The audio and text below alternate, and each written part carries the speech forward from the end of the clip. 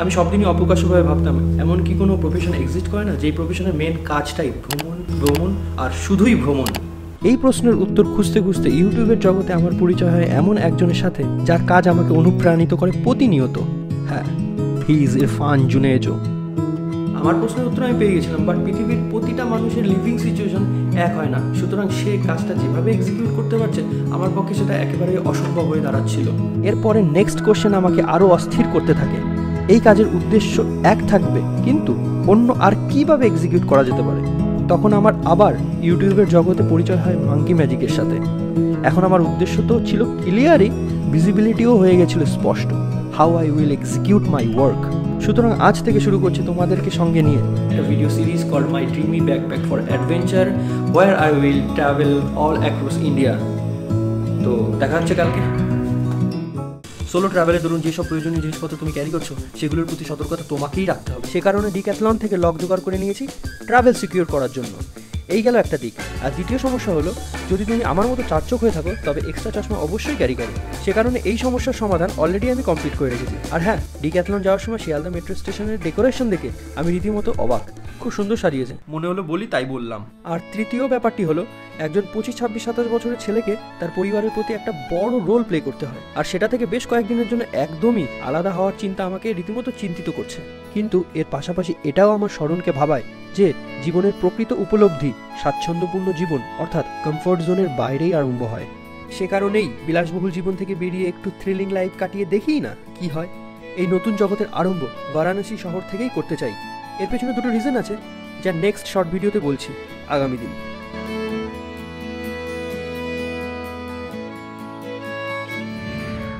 বানারস, বারাণসী, কাশী, এই তিনটে একই শহর। আর বাঙালিদের মুখে কাশী ওয়ার্ডটা গোলাপ ফুল গাছে গোলাপের পাপড়ির মতো মিষ্টি শোনায়।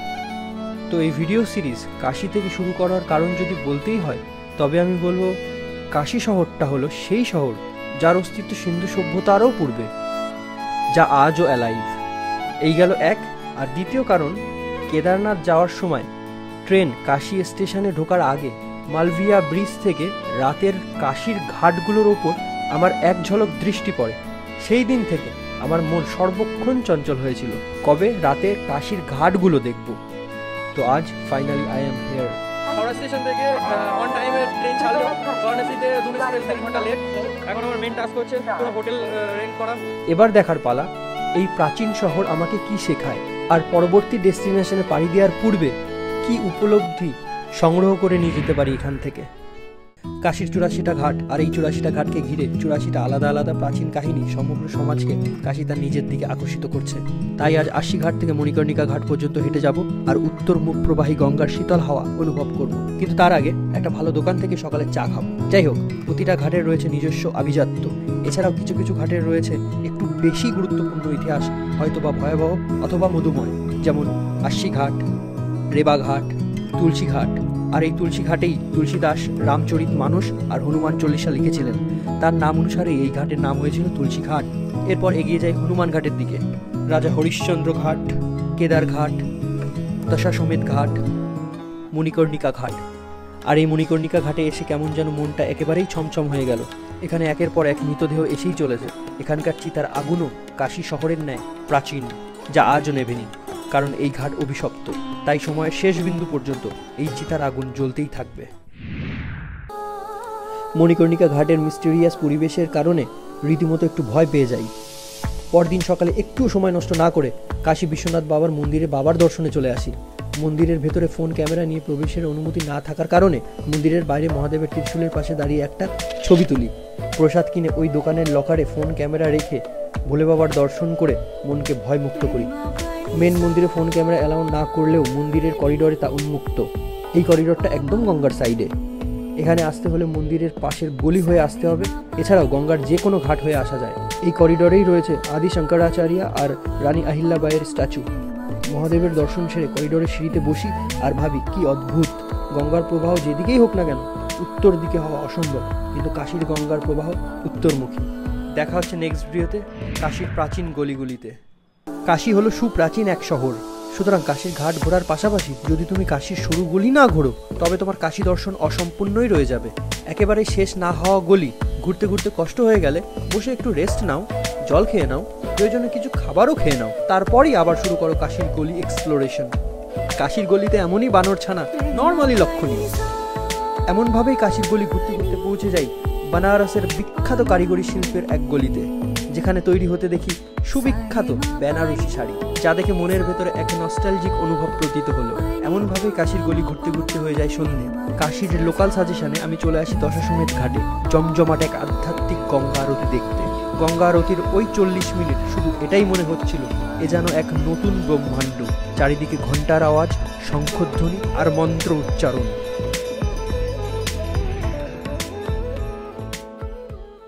কাশীতে ভিডিও তুলেছি তো অনেকেই, সেই সাথে ফটোগ্রাফি স্কিলও ইনহ্যান্স করার চেষ্টা করেছি কিছুটা, লাইক দিস। কাশীর ঘাট ঘুরেছি, কাশীর গলি ঘুরেছি, এবার গঙ্গা থেকে কাশীর ঘাট দেখার পালা। নৌকায় বসে ভাবি 6টা দিন কিভাবে কেটে গেল। কাশীতে আমার জীবনের সবচেয়ে সেরা 6টা দিন কাটিয়ে আজ আমাকে এগিয়ে যেতে হবে পরবর্তী ডেস্টিনেশনের দিকে। কারণ মানুষের কর্তব্য গতিময় সময়ের বাঁধনে নতুন একটা সকালকে আলিঙ্গন করা। হোটেল থেকে চেক আউট করার আগে এই ট্রিপে লাস্ট বারের মতো কাশীর ঘাটে গিয়ে কিছু সময় বসি আর গঙ্গার সামনে দাঁড়িয়ে কথা দিই, কাশী ছাড়া তোমার সাথে দেখা হওয়ার অনেকও স্থান আছে, তবে এই কাশীর ঘাট থেকেই তোমার দর্শন করতে আবারও আসবো, কথা দেয়া রইল। এরপর হোটেল থেকে চেক আউট করে চলে আসি বারাণসী ক্যান্টের বাস আড্ডায়। এখান থেকে ধরি পরবর্তী গন্তব্যে পৌঁছানোর বাস। গন্তব্যটি কোথায় সেটা বলছি পরের শর্ট ভিডিওতে, কারণ সাসপেন্স বলে একটা ওয়ার্ড আছে তো নাকি। দেখা হচ্ছে আগামী দিন। আমার জীবন ডায়েরির পাতায় কাশীতে কাটানো 6টা দিনকে সেরা ঘোষিত করে আমি চলে আসি বারাণসী ক্যান্ট থেকে রাইট রাত 10টার বাস ধরে অ্যাকচুয়াল টাইমেরও 30 মিনিট আগে ভোর 4 ঘটিকায় নবাবো কি নগরী লখনৌ মে। লখনৌর ঠান্ডা আমাকে আমার ঠাকুরদার নাম মনে করায়। ঠাকুরদার নাম ভুলে যাওয়া? দাঁড়াও, কি করব কিছু না বুঝতে পেরে ব্যাগ দুটোকে লক করে পাইচারি করি। চারদিকে খোঁজ নেওয়ার পর ফাইনালি এই কাকার কাছ থেকে বিস্কুট কিনে চারবাগ যাওয়ার জন্য বাহনের খোঁজ নিয়ে ভোর 6টায় চারবাগে এসে এই হোটেলে চেক ইন করি। আর এই হোটেলের রুমে আমি একা ছিলাম না, ছিলাম আমরা দুজনে।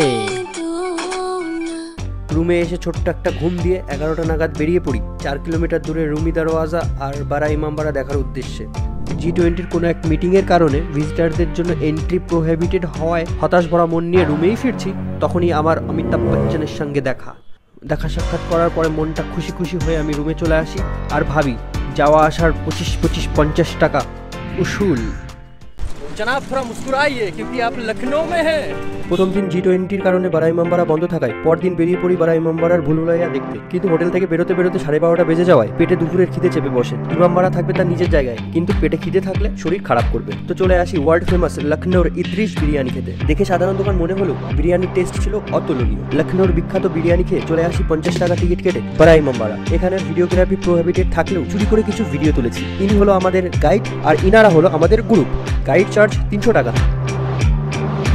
বিশাল আকার ইমামবাড়া ঘুরতে ঘুরতে হাঁপিয়ে যাওয়ার কারণে সামনে একটা ভালো ভিউ দেখে বসে পড়ি কিছুক্ষণ রেস্ট নেওয়ার জন্য। বারা ইমামবাড়া থেকে বেরিয়ে চলে আসি ছোটা ইমামবাড়া, যার প্রবেশ মূল্য 20 টাকা। বারা ইমামবাড়ার তুলনায় ছোট ইমামবাড়া যথেষ্ট ছোট হলেও সুন্দর। বারা ইমামবাড়া আর ছোটা ইমামবাড়ার মাঝখানে রয়েছে হুসেনাবাদ ক্লক টাওয়ার। আমি ভাবতাম এই টাওয়ার হয়তো প্রাচীর দিয়ে ঘেরা কোনো এক জায়গায়, কিন্তু এখন দেখছি রাস্তার পাশেই ওপেন জায়গায়। এই সব দেখার পর চলে আসি লখনৌ রেসিডেন্সিতে, যেটা দেখাচ্ছি ডে 9-এরই সেকেন্ড পার্টে। বারা ইমামবাড়া থেকে বেরিয়ে চলে আসি 1857 সালের সিপাহী বিদ্রোহে ভারতীয় সিপাহীদের বীরত্বের প্রতীক ধ্বংসপ্রাপ্ত রেসিডেন্সিতে। এন্ট্রি টিকিট 25 টাকা পার পার্সন, ক্যামেরা টিকিট 25 টাকা, যা বেসিক্যালি 36-37 একরে বিস্তৃত ব্রিটিশদের কলোনি ছিল, এখন যা একেবারেই ধ্বংসাত্ম। তখনকার সময় এটা ছিল ডক্টর ফেডরির হাউস, এক ব্রিটিশ সার্জেন্টের বাড়ি, যা সিপাহী বিদ্রোহের সময় হসপিটালে কনভার্ট করা হয়। এটা ব্যাঙ্কুয়েট হল অর্থাৎ ভোজনালয়, যেখানে ব্রিটিশদের খাবার তৈরি হতো। এখানে ব্রিটিশরা পার্টি করত। এটার মেন রেসিডেন্সি বিল্ডিং, যেখানে ব্রিটিশরা তাদের গুরুত্বপূর্ণ অফিসিয়াল কাজ করত, অবভিয়াসলি যা ভারত বিরোধী। তারপর চলে আসি মিউজিয়াম, যেখানে রাখা আছে তৎকালীন সময়ের বিভিন্ন পেন্টিং, যেমন বারা ইমামবাড়ার, রুমি দরওয়াজার ইত্যাদি। আর এখান থেকে মেন রেসিডেন্সি বিল্ডিং এর ছবি তুলি, যা ধ্বংসের আগের। মেনলি যে কারণে আমি এখানে এসেছি, বিল্ডিং এর গায়ে এই ছোট বড় ছিদ্র দেখতে। এই ছিদ্রগুলো হলো ভারতীয় সিপাহীদের রাইফেলের গুলি ও তোপের গোলা বারুদের চিহ্ন, যা ভারতীয় সিপাহীদের ধৃষ্টতার প্রতীক আজও। সত্যি কথা যদি বলি, লখনৌ শহরটা খুব একটা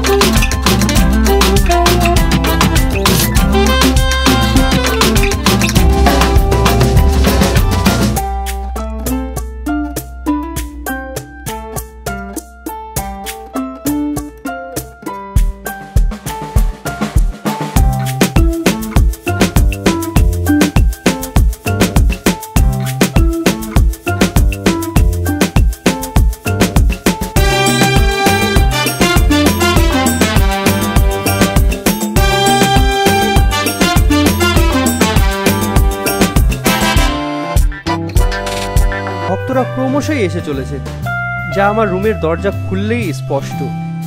এটা রামরাজা মন্দিরের প্রধান ফটক। সকাল থেকে ভাবছি গতকাল শিব পার্বতীর গায়ে হলুদের অনুষ্ঠান হলো, কিন্তু আজ শিবের বারাত আসার কথা, কখন আসবে? ঠিক তক্ষণে দূরে আওয়াজ শুনতে পেয়ে নিচে গিয়ে দেখি সবাই গুচ্ছ গুচ্ছ ফুল ছিটিয়ে শিব পার্বতীকে অভিনন্দন জানাচ্ছে। সেই ফাঁকে বড় মহাদেবের সাথে একটা ভিডিও তুলে নিই। মহাদেবের বারাত বেরিয়েছে আর বাজি ফাটানো হবে না, তা কি করে চলে?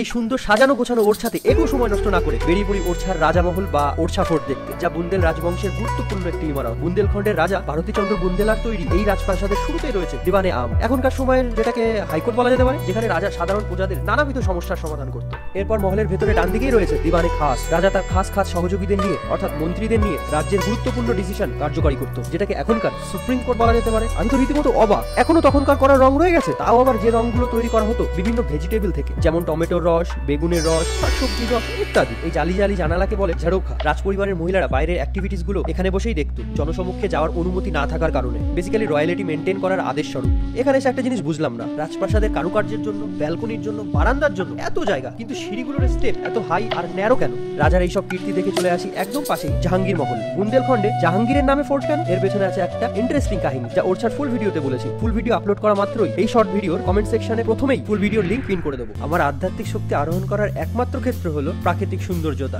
সে কারণেই সেরকম কোনো সৌন্দর্যতার সন্ধান পেলেই বেসিক ইনফরমেশন সংগ্রহ করে সেদিকে এগিয়ে যাওয়ার চেষ্টা করি। ঠিক সেরকমই ওর সাথে বেতোয়া নদীর ঘাটের সন্ধান সংগ্রহ করে সেদিকে পৌঁছানো মাত্রই আমার চোখ পড়ে এক কাপেলের প্রি ওয়েডিং ফটোশুটের দিকে। হবেই বা না কেন, সুন্দর মুহূর্তগুলো ক্যামেরা বন্দি করার ইচ্ছা প্রকাশ সুন্দর প্লেসেই ব্যক্ত হয়। তাদের মতো আমিও সুন্দর মুহূর্ত ক্যামেরা বন্দি করার কাজে লেগে পড়ি। পাশেই রয়েছে ছাত্রী, বেসিক্যালি ওরছার রাজা মহারাজাদের সমাধিস্থল হলেও চোখের আরামের জন্য একটা আদর্শ স্নিগ্ধ জায়গা, সুন্দর ঘাট বাঁধানো নদীর কিনারায়। আর হ্যাঁ, এখানে তুমি হাতে সময় নিয়ে এসে বোট রাইড এবং হর্স রাইড দুই করতে পারো। আমার করা হয়নি, কারণ সূর্যি মামা অস্ত যাওয়ার আগে আমাকে রুমে ফিরে যেতে হবে, কিন্তু রুমে ফেরার আগে আমাকে কিছু ফল কিনতে হবে। এর একমাত্র কারণ হলো মায়ের হাতের রান্না করা খাবারের অভাব।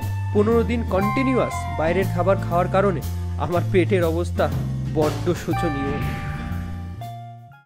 ওরছার সব থেকে আকর্ষণীয় ব্যাপারটা হলো এখানে শ্রীরামকে ভগবান হিসেবে না, রাজা হিসেবে কদর করা হয়। এর কারণ হলো 16th সেঞ্চুরিতে ওরছার এক রাজা ছিল মধুকর্ষা, আর তার রানী ছিল কোনার্ক গণেশী। এটা ছিল তাদের রাজপ্রাসাদ, আর রানী ছিল রামের খুব বড় সেবিকা। সে কারণে শ্রীরামের দর্শন পেয়ে শ্রীরামকে ওরছা আসার ইচ্ছা প্রকাশ করলে শ্রীরাম দুটো শর্ত দেয়। এক, ওরছাতে তাকে ভগবান হিসেবে না, যেন রাজা হিসেবেই সম্বোধন করা হয়। আর দুই, ওরছাতে এসে প্রথমে শ্রীরাম যেখানে বসবে সেখানেই রামের একটা মূর্তি স্থাপিত করতে হবে। শর্তে রাজি হয়ে রানী শ্রীরামকে নিয়ে ওরছা ফিরলে এই রাজপ্রাসাদেই সব থেকে পরিষ্কার স্থান রান্নাঘরে শ্রীরামকে বসায়। এবার রামের জন্য একটা মন্দিরের প্রয়োজন। যখন এই মন্দিরটা তৈরি সম্পূর্ণ হয়ে যায়, রাজপ্রাসাদ থেকে তার ওই মূর্তি কোনোভাবেই তোলা সম্ভব হয়নি। সে কারণে এই রাজপ্রাসাদেই রামের পুজো শুরু হয়। এবার ব্যাপার হলো এই মন্দিরটা তাহলে কি হবে? এমন ভাবে খালি তো ফেলে রাখা যাবে না। তো রাজা ছিল নারায়ণের বড় ভক্ত, সে কারণে সেদিন থেকে এই মন্দিরে নারায়ণের আরাধনা শুরু হয়। তো ইন্টারেস্টিং ব্যাপারটা হলো ওরছার রাজাকে শ্রীরাম। ওরছার খুশমেজাজি পরিবেশে 4টে দিন কাটিয়ে আমার পরবর্তী ডেস্টিনেশনে পাড়ি দিতে দিতে সন্দীপ মহেশ্বরীর চ্যানেলে জাস্ট আপলোডেড ভিডিওতে ভুবন বামের একটা উত্তর শুনে মনটা আরো স্নিগ্ধতায় ভরে গেল। অডিয়েন্স থেকে একজনের প্রশ্ন, নতুন ইউটিউবারদের জন্য কিছু টিপস। উত্তরে ভুবন বাম যা বলে তা হলো, आप कुछ भी बना लें, आप ट्रेंडिंग पे बेशक बनाएं, आप बनाएं, आपको जैसा सही लगता है आप वो करें, लेकिन आप ये याद रखिए कि ये जो आप कर रहे हैं ये सब कर रहे हैं। आप एक ऐसी चीज भी तैयार करें साथ साथ जो आपके नाम से जानी जाए। কথাটার সাথে নিজেকে রিলেট করার চেষ্টা করি, যাহাতে আমার মন 100% সায় দেয় এবং পৌঁছে যায় গোয়ালিয়র। এইবার গোয়ালিয়রে কোনো হোটেল বা গেস্ট হাউসে থাকি না, থাকি আমার হাই স্কুলের এক বন্ধু কল্যাণের টিউটর কাম দাদা উৎপলদার কোয়ার্টারে। দাদা ক্যামেরার সামনে আসতে চাইনি, তো কি আর করা। কিন্তু হ্যাঁ, আমার পেটের পরিস্থিতির কথা ভেবে আমার ডিমান্ডে উৎপলদা আমাকে গরম গরম মুসুরের ডাল আলু সেদ্ধ ভাত করে খাওয়ায়, যা খেয়ে আমার বাড়ির কথা মনে পড়ে যায়। উৎপলদা, মন থেকে তোমাকে থ্যাংক ইউ। রাতের খাবার খেয়ে উৎপলদার পরিচিত মৃণাল আঙ্কেল স্কুটিতে করে আমাকে ড্রপ করে দেয় মহারাজ বাড়া, যা গোয়ালিয়রের অন্যতম জিওয়াজি চক। এই হিস্টোরিক্যাল বিল্ডিং গুলো কোনো প্যান্ডেল নয়, রীতিমতো এমপি গভর্নমেন্টের বিভিন্ন সক্রিয় অফিস। কি অ্যামেজিং! 4 কিলোমিটারে বিস্তৃত গোয়ালিয়র ফোর্ট দেখতে চাইলে গোয়ালিয়র শহরের যে কোনো জায়গায় দাঁড়ালেই তুমি ইজিলি দেখতে পাবে। কিন্তু আমি যে একদম কাছ থেকে দেখবো বলে বাড়ি থেকে এত দূর পাড়ি দিয়েছি, ফোর্টে পৌঁছানোর রাস্তা ছিল লিটারেলি রয়্যাল। যাওয়ার পথেই আমার চোখ পড়ে ব্যস্ততম গোয়ালিয়র শহরের দিকে, অথচ শহরের একদম মিডিলে হওয়া সত্ত্বেও ফোর্টের চত্বর কতই শান্ত। তা হলেও গেটে ঢোকার শুরুতেই ওয়াটার ব্রেক।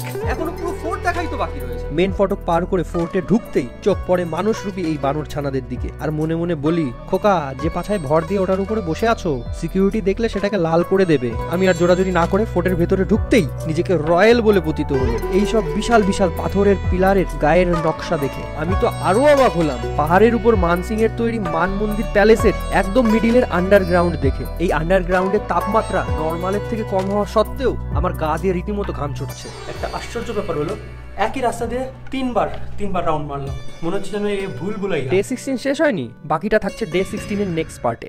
আচ্ছা, গোয়ালিয়র ফোর্টের এই পোর্শনটা দেখে কি কিছু মনে পড়েছে? আচ্ছা ঠিক আছে, এবার এইটা দেখো।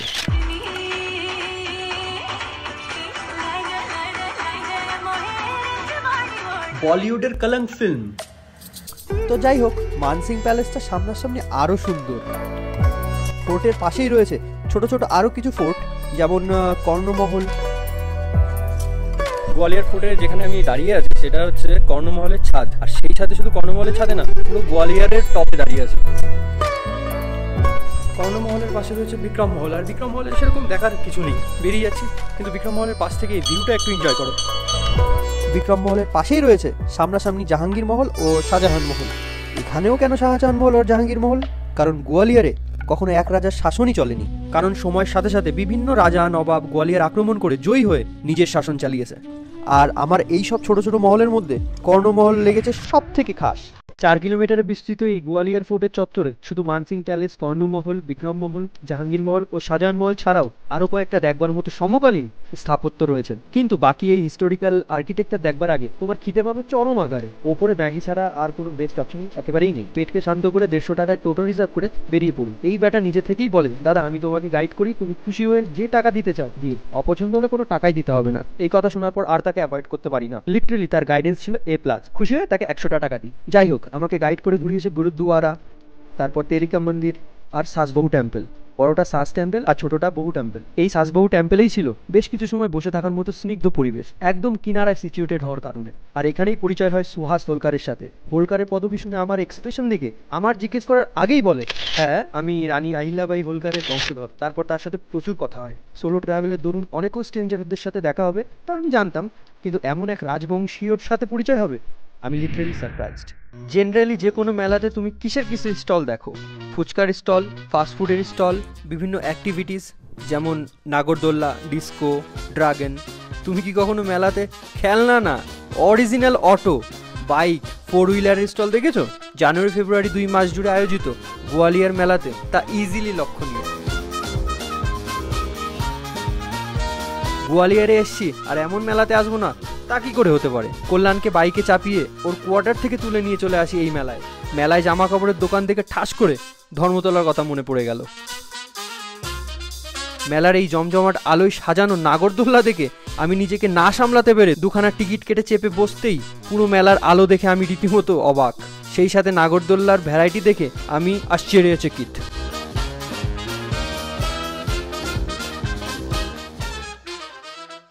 4টে দিন গোয়ালিয়রের মেমোরেবল ভিউ আর উৎপলদার স্নেহশীল আতিথেয়তা পেয়ে শরীর ও মন 2 চার্জ আপ করে পাড়ি দিই নেক্সট ডেস্টিনেশনের দিকে। 75 টাকায় গোয়ালিয়র থেকে সুপারফাস্ট টিকিট কেটে কল্যাণকে বিদায় জানিয়ে চলে আসি আগ্রা। আগ্রা প্ল্যাটফর্মের অটো ড্রাইভারদের টানা হেঁচড়া ভেদ করে চলে আসি তাজমহলের ওয়াকিং ডিস্টেন্সের আওতায় এক হোটেলে। এর একটাই কারণ, উষ্ণ সানরাইজ এবং শীতল সানসেট ক্যাপচার করার জন্য যেন একেবারেই বিলম্ব না হয়। বিকেলে তাজমহলের পাশেই মনে সাহস নিয়ে এই ঘন জঙ্গলের ভেতর দিয়ে এই ভিউ পয়েন্টে যাওয়ার চেষ্টা করি। ভয় ভয় মন নিয়ে যাচ্ছে তখনই এই ভাইয়ের সাথে দেখা। 10 টাকার বিনিময়ে আমাকে তো নিয়ে যায় সেখানে, কিন্তু ওপরে যাওয়ার জন্য গেট ছিল তালা দেওয়া। আর তো মানতে আসিনি আমি, ওপরে না হোক নিচ থেকে ভিউ ক্যাপচার করব। সানসেটের সময় তাজমহলের এই সৌন্দর্য যে কাউকে পাগল করে দিতে পারে, তা এই জাপান থেকে আগত এই ব্যক্তিকে না দেখলে কিছুটা অজানা থেকে যেত। হবেই বা না কেন, নিজেরাই একটু দেখে নাও। সন্ধ্যায় যমুনা নদীর কিনারায় এই ভিউ পয়েন্ট থেকে সানসেটের দৃশ্য ছিল দৃষ্টির জন্য এক আরামদায়ক স্বস্তি। তো বাড়িতে ভিডিও কল না করে কি করে থাকি? 400 বছরের পুরনো সপ্তম আশ্চর্যের মধ্যে একটি আশ্চর্য মোগল আর্কিটেকচারে তৈরি তাজমহলের সৌন্দর্য দেখতে হোটেল থেকে ভোর 5:40 বেরিয়ে পড়ি। এর একটাই কারণ, তাজমহলে অলমোস্ট ফাঁকা অবস্থায় সানরাইজের টাইম ল্যাপ ক্যামেরা বন্দি করা। তাজমহল গ্রাউন্ডের টিকিট 50 টাকা পার পার্সন, আর মহলের ভেতরে 200 টাকার টিকিট কেটে স্বচ্ছ নাগরিকের পরিচয় দিয়ে শু কভার পরে ওপরে উঠে একদম কাছ থেকে সপ্তম আশ্চর্যের কারিগরি নকশা স্পর্শ করে নিজেকে ধন্য মনে করি। এরই মধ্যে সূর্যি মামার তাপের সাথে ট্রাভেলারদের ভিড় বাড়তে থাকে শয়ে শয়ে। মোস্ট অফ দ্য টাইম আমি ভিড়কে অ্যাভয়েড করার চেষ্টা করি, তো এখন এখানে আমার কোনো কাজ নেই। সূর্যি মামা অস্ত গেলে পরে তাজমহলের বাইরের দোকানগুলোর শোকেসে সাজানো শোপিসগুলো ছিল দেখবার জন্য বেস্ট, কিনতে গেলে বাজেট ফেল। আজ সারাদিন চলবে শুধুই দৌড়োদৌড়ি। টোটো, ট্রেন, বাস, মেট্রো সবই থাকছে আমার আজকের বাহন। গন্তব্য কোথায় সেটা বলছি শেষে। প্রথমে 90 টাকার সুপারফাস্ট টিকিট কেটে আগ্রা ক্যান্ট থেকে দিল্লিগামী ট্রেনে চাপি। ট্রেনে উঠতেই চারিদিকে শুধু ভজন লক্ষ্য করলাম। মথুরা প্ল্যাটফর্মে ট্রেন আসতেই সবাই কিভাবে যেন গায়েব। আরো কিছু সময় বাদে ট্রেন হরিয়ানা ঢুকতেই শিখদের সোশ্যাল সার্ভিস চোখে পড়ে। আমার পেট ভর্তি, সে কারণে আমি নিইনি। কিন্তু দিল্লি পৌঁছতেই পেটে শুরু হয় গুড়ুম গাড়ুম শব্দ। পাশেই IRTCর ফুড প্লাজা দেখে মন যায় খুশি হয়ে। বাজেট ফ্রেন্ডলি খাবার খাবো ভেবে চলে আসি, কিন্তু রেট চার্জ ছিল আমার দৈনিক বাজেটের বাইরে। শেষে আর কি করা, রানিং দোকান থেকে দুপুরের খাবার খেয়ে দিল্লি ইয়েলো মেট্রো লাইনে চেপে চলে আসি Kashmere Gate ISBT bus stand. সেখান থেকে বাসে চেপে চলে আসি রাত 12:30টায় কালকা। বাস যেখানে আমাকে নামিয়েছিল সেখান থেকে কালকা স্টেশন তো ছিল ওয়াকিং ডিস্টেন্সের মধ্যেই, কিন্তু পরিবেশ ছিল খুবই নির্ঝুম। ঠিক তখনই এই কাকু কোথা থেকে এসে মনের সাহস বাড়িয়ে দিল। সব তারই পরিকল্পনা। যাই হোক, কালকা এসছি এর কারণ আগামী দিন সকাল 7টায় আমার টয় ট্রেন সিমলার উদ্দেশ্যে। কালকাতে রাতে 12:30টায় পৌঁছে মাত্র 150 টাকার বিনিময়ে প্ল্যাটফর্মের ডরমেটরিতে ঠাই পেয়ে যাই। সেম কোয়ালিটির ঘর হোটেলে 800-600 নিচে পাওয়া ইম্পসিবল। ইন্ডিয়ান রেলওয়ে জিন্দাবাদ বলে টান ঘুমিয়ে পড়ি। একটা ফ্রেশ ঘুম দিয়ে সেজেগুজে নির্দিষ্ট টাইমে ট্রেনে উঠে পড়ি। World heritage railway line toy ট্রেনে উঠে পড়ি। এই রেল লাইন অ্যাপ্রক্সিমেট 111 বছরের পুরনো। পাহাড়ের পাইন বন ঘন মেঘ ভেদ করে এগিয়ে চলি সিমলার দিকে। মাঝে মাত্র 2টো প্ল্যাটফর্মে দাঁড়ায়, বারং এবং সোঘাই। এই সোঘাই প্ল্যাটফর্মেই আমার সাক্ষাৎ হয় আপেল ফুলের সাথে, আর এখানেই আমি একটা ফটো তুলে নিই ইনস্টাগ্রামের জন্য।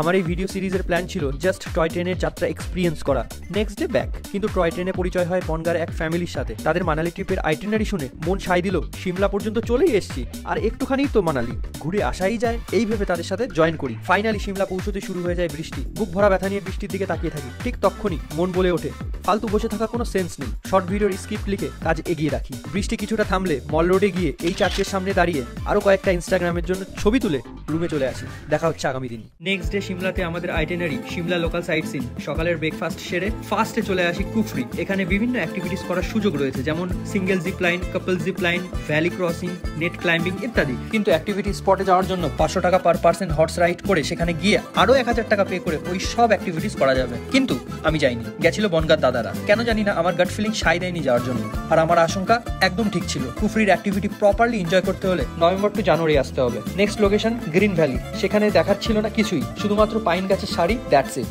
আইটিনারিতে ছিল তাই দাঁড়ানো। নেক্সট লোকেশন জাকু মন্দির। লক্ষণের জন্য সঞ্জীবনী নিতে এসে হনুমানজি এখানেই বিশ্রামের জন্য দাঁড়িয়েছিল। পাশেই রয়েছে হনুমানজির বিশাল স্ট্যাচু, যে স্ট্যাচু সিমলার যে কোনো জায়গা থেকে দেখা যায়। লাস্টে একটা সতর্কতা, চশমা, জুতো, ব্যাগ একটু বেশি সতর্কতার সাথে ক্যারি করো। আমার সামনেই এক টুরিস্টারের চশমা টান দিয়ে নিয়ে যায়। ঠিক সেই সময় আরেক টুরিস্টারের জুতো জোড়া নিয়ে নেয়। যতক্ষণ না তুমি কিছু খেতে দিচ্ছ ততক্ষণ তোমার জিনিস একদমই তোমার নয়, কারণ এখানকার বানর ছানাদের ইন্টেলিজেন্সি তোমাকে নিমেষেই বোকা বানিয়ে দিতে পারে। প্রথম দিন সিমলা সাইট সিন ছেড়ে আজ আমাদের গন্তব্য মানালি। ব্রেকফাস্ট হোক বা লাঞ্চ, এই ভিউ পেয়েছি প্রতিটা রেস্টুরেন্ট থেকে। সেই সাথে ছোটখাটো তরমুজ রূপী কমলা লেবুর দেখা পেয়েছি। এই লেবুর রসের ছিল চিনির মিষ্টতাকে মাত দেওয়ার ক্ষমতা। লাঞ্চ করে কিছুটা দূর এগিয়ে এসে আমরা দাঁড়িয়েছি একটা ড্যামের পাশে, নাম প্যান্ডোর ড্যাম। বাকিটা আমাদের ড্রাইভার সাহেব বলবেন। ये पानी सारा बड़े भैया ले से आ रहा है, जितने भी स्नो वगैरह आते हैं ग्लेशियर निकल रहा है वो सारा यहीं पे ही आ रहा है। দিল্লি টু মানালি আরো শিগগিরই পৌঁছানোর কাজ চলছে খুব তড়িঘড়ি, যেটা ট্রাভেলারদের সহ লাদাখগামী বাইক রাইডার্সদের জন্য ছিল খুবই বেনিফিশিয়েবল। এরই মধ্যে পৌঁছয় কুলু। এই কুলুর ভ্যালিতে ছিল ইনস্টাগ্রামে পোস্ট করবার মতো মারাত্মক ভিউ। মানালি পৌঁছতে আমাদের চোখ পড়ে এই প্যারাশুটের দিকে। ভিডিও এডিট করতে বসে রীতিমতো আফসোস হচ্ছে, গাড়ি দাঁড় করিয়ে কটা ফটো তোলা উচিত ছিল। এখন আর কি করা, যাই হোক এই পাহাড়ি 4 লেন রাস্তা হয়ে পৌঁছে যায় মানালি। তোমরা কি ভিডিওতে কোনো সাদা পাতার গাছ দেখেছো রাস্তার পাশে? যদি দেখে থাকো বলে দিই ওটা সাদা পাতা নয়, সাদা ফুল, আপেল ফুল। আরেকবার গিয়ে দেখে নাও ভিডিওটা। আমরা পৌঁছে গেছি মানালিতে, আমাদের হোটেলের সামনে। আমার এক্সপ্রেশন দেখে প্লিজ জাজ করো না, ভিউটা শুধু দেখো। আর কি ভিউ দেখবো, অবিরাম বয়ে চলা বিয়াস নদীর কিনারায় স্থাপিত গ্রাম বাড়ির সাজানো গোছানো আর্কিটেকচারাল ভিউ ফোনের স্টোরেজকে গিলে খেয়েছে। ফলস্বরূপ ফোনের সাথে আমিও ক্লান্ত।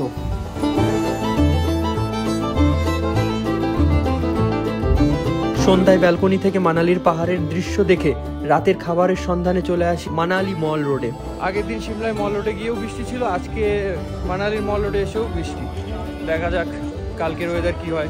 লিটারেলি ওয়েস্ট বেঙ্গলের বাইরে বাঙালিদের জন্য খাওয়ার বিষয়টা একটা চ্যালেঞ্জিং ব্যাপার। খাবারের দোকান খুঁজতে খুঁজতে আমার সাথে ঘটে মিরাক্কেল। বিগত 22 দিন হলো আমি সোলো ট্রাভেলে বেরিয়েছি। 23 দিনের মাথায় এসে এই বাঙালি হোটেল দেখে আমি নিরীহতার সাথে আনন্দিত। এর মধ্যে যত খুশি তুমি সবজি ভাত ডাল চাইলেই পাবে, যার আনন্দ আমি ভরপুর নিয়েছি। আর কালকের আইটেনারিতে থাকছে অটল টানেল। ঘুম থেকে উঠে যদি ব্যালকনি থেকে ভিউ এরকম আসে, এর থেকে ভালো সকাল আর কি হতে পারে। আগেই জেনে নিয়েছি আজকের ওয়েদার ফোরকাস্ট পারফেক্টলি ক্লিন, অর্থাৎ মাউন্টেন ভিউ মিস করা যাবে না কিঞ্চিত। প্রয়োজনে খালাসি হয়ে কাজ নিজেকেই পরিষ্কার করতে হবে। আর সেই সাথে বার্গেনিং স্কিল প্রয়োগ করতে হবে প্রতি পদে পদে। সে হতে পারে 500 থেকে 250 স্নোশুট, অথবা সোলাং ভ্যালি থেকে অটল টানেল পর্যন্ত পৌঁছানোর জন্য 4x4 জিপের রেন্ট 5000 থেকে 3000। তারপরেই উপভোগ করা যাবে এই ভিউ। এমন সোনোই মাউন্টেনের ওপর নিজেকে পেলে বিবেক ফর্মাল অ্যাটিটিউড থেকে চাইল্ডিশ অ্যাটিটিউডে যে কারোরই রিপ্লেস হতে পারে। সুতরাং জাজ না করে অনুভূতিতে কনসেন্ট্রেট করলে ভালো হয়।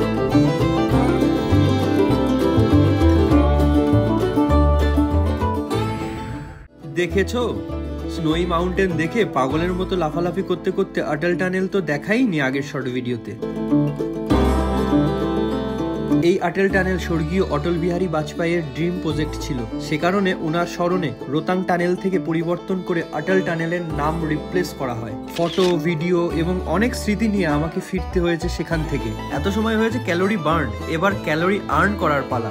আর ক্যালোরি আর্ন ম্যাগি ছাড়া বেস্ট অপশন আছেই বাকি। ম্যাগি খেতে খেতে সামনের দৃশ্য ছিল রীতিমতো অ্যাডভেঞ্চারাস। ফেরার পথেই ছিল ক্রিশ ফিল্মে ঋত্বিক রোশনের লম্ফজম্ফ করার শুটিং স্পট।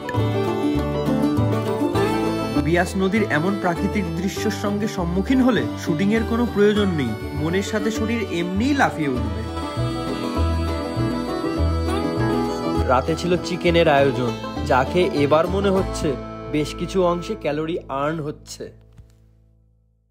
আজকে মানালি আইটেনারিতে থাকছে লোকাল সাইট সিন করার আগে মল রোডের পাশেই এই সাগর বাঙালি হোটেল থেকে সেরে নিই ব্রেকফাস্ট সেরে বেরোতেই সামনে এই ট্রাভেল এজেন্সি থেকে নেক্সট ডেস্টিনেশনের বাস টিকিট কেটে নিই। ডেস্টিনেশনটা কোথায় সেটা বলছি নেক্সট শর্ট ভিডিওতে। মূল্য 900 টাকা। এর সামনেই ছিল আইটেনারির ফার্স্ট লোকেশন, যা মানালি মল রোডের পাশেই হিমালয়ান বুদ্ধিস্ট মনেস্ট্রির স্নিগ্ধ ভাইব নিজের মধ্যে সংগ্রহ করে রাস্তার পাশে চোখ পড়ে আপেল গাছের দিকে। ফলস্বরূপ এই ফটোটা ক্লিক না করে কি করে থাকতাম।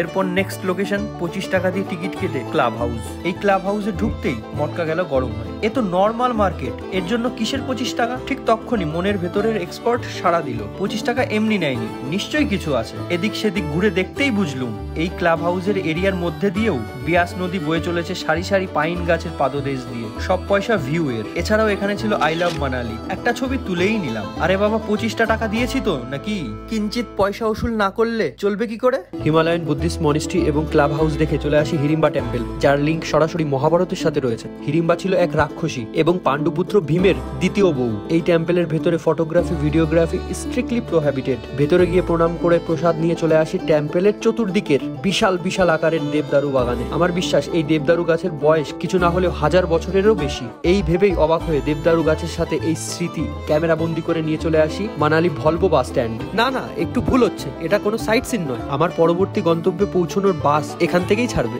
বনগাঁ দাদাদের বিদায় জানিয়ে মানালি সৌন্দর্য এই ভিডিও সিরিজে শেষবারের মতো দেখতে দেখতে চলে আসি সকাল 6টায় দিল্লি ISBT কাশ্মীরি গেট। কারণ এখান থেকেই ছাড়বে জয়পুরের বাস। 750 টাকার বাস টিকিট কেটে চেপে বসি এই বাসের একদম ফ্রন্ট সিটে। পাক্কা 6 ঘন্টা বাদে বাস ড্রাইভার আমাকে ছুটি দেয় সিন্ধি ক্যাম্প বাস স্ট্যান্ডে। জয়পুরে নেমে যেটার উপর আমার প্রথম চোখ পড়ে সেটা হলো এই দোকান। আগামী দিন হ্যাপি হোলি। আমার এবারের হ্যাপি হোলি সেলিব্রেশন জয়পুরেই হতে চলেছে।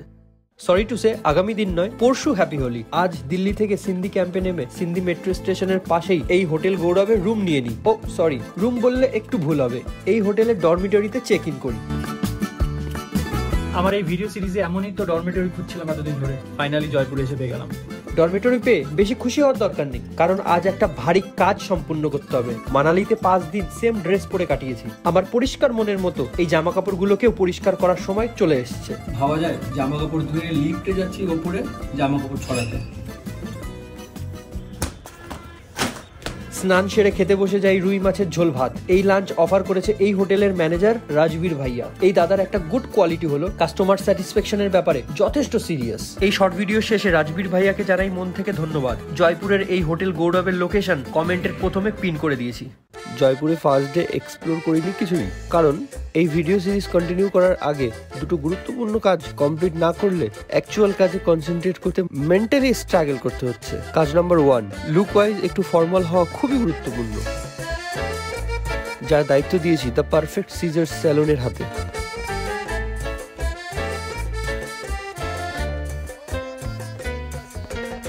কিছু সময়ের মধ্যেই বাঙালি বাবুকে সুদর্শন বাঙালি বাবুতে কনভার্ট করে দেয়। ইংরেজিতে বলে যাকে হ্যান্ডসাম আর কি। ওগুলাতে থাকলে 70 টাকায় চুল দাড়ি দুটোই কাটতাম। এবং কাজ নম্বর 2, 3-4 দিনের ভিডিও এডিটিং রয়েছে ডিউ, যা সম্পূর্ণ করার দায়িত্ব দিয়েছি আজকের দিনের ওপর, যা অলমোস্ট কমপ্লিট করে ফেলেছি।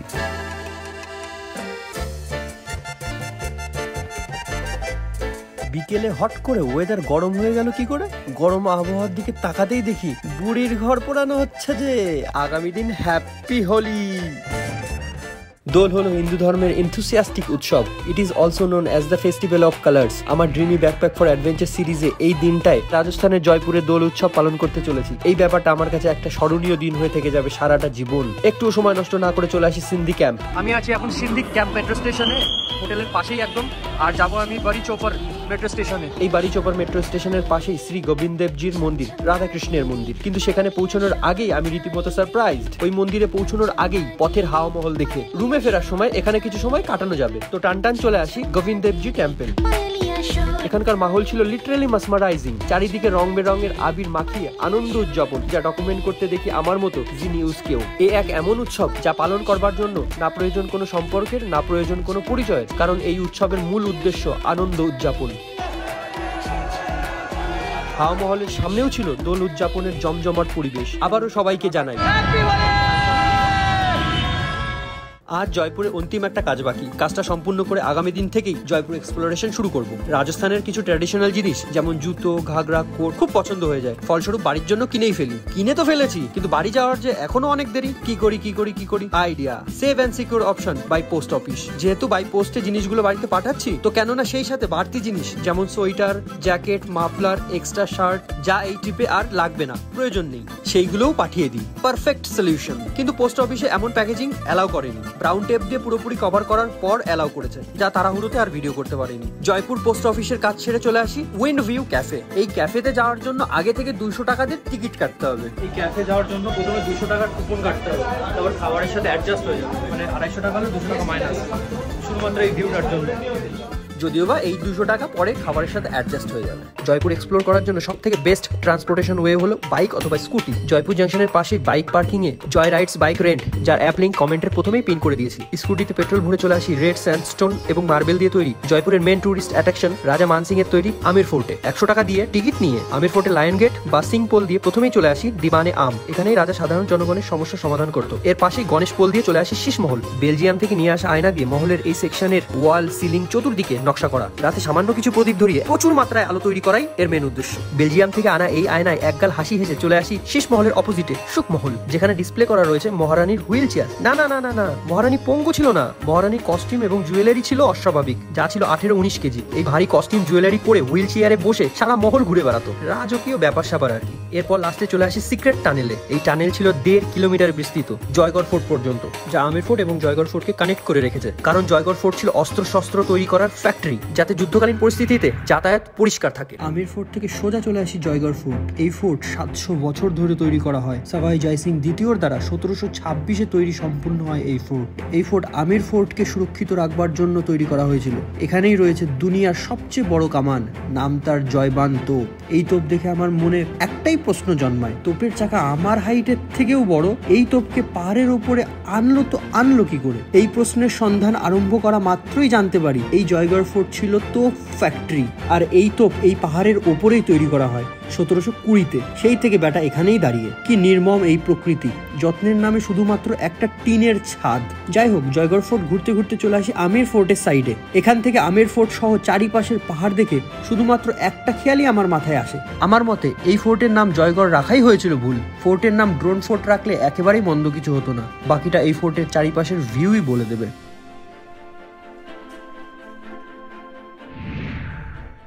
আজকে আমার আইটেনারিতে রেখেছি জয়পুর সিটি প্যালেস এবং হাওয়া মহল। হাওয়া মহল থাকছে ডে 31-এরই সেকেন্ড পার্টে। সবাই জয় সিং দ্বিতীয় জয়পুর সিটি প্যালেস রাজপুত, মোগল এবং ইউরোপিয়ান আর্কিটেকচারের মিশ্রণে তৈরি। 300 টাকা দিয়ে সিটি প্যালেসের টিকিট কেটে চলে আসি প্রথমে মুবারক মহল, এরপর চলে আসি দিবানে খাস। এখানেই গ্রিনিস বুক ওয়ার্ল্ড রেকর্ডে নিজেকে নথিভুক্ত করে রেখেছে দুটো সিলভারের কলসি, নাম তাদের গঙ্গাজলি।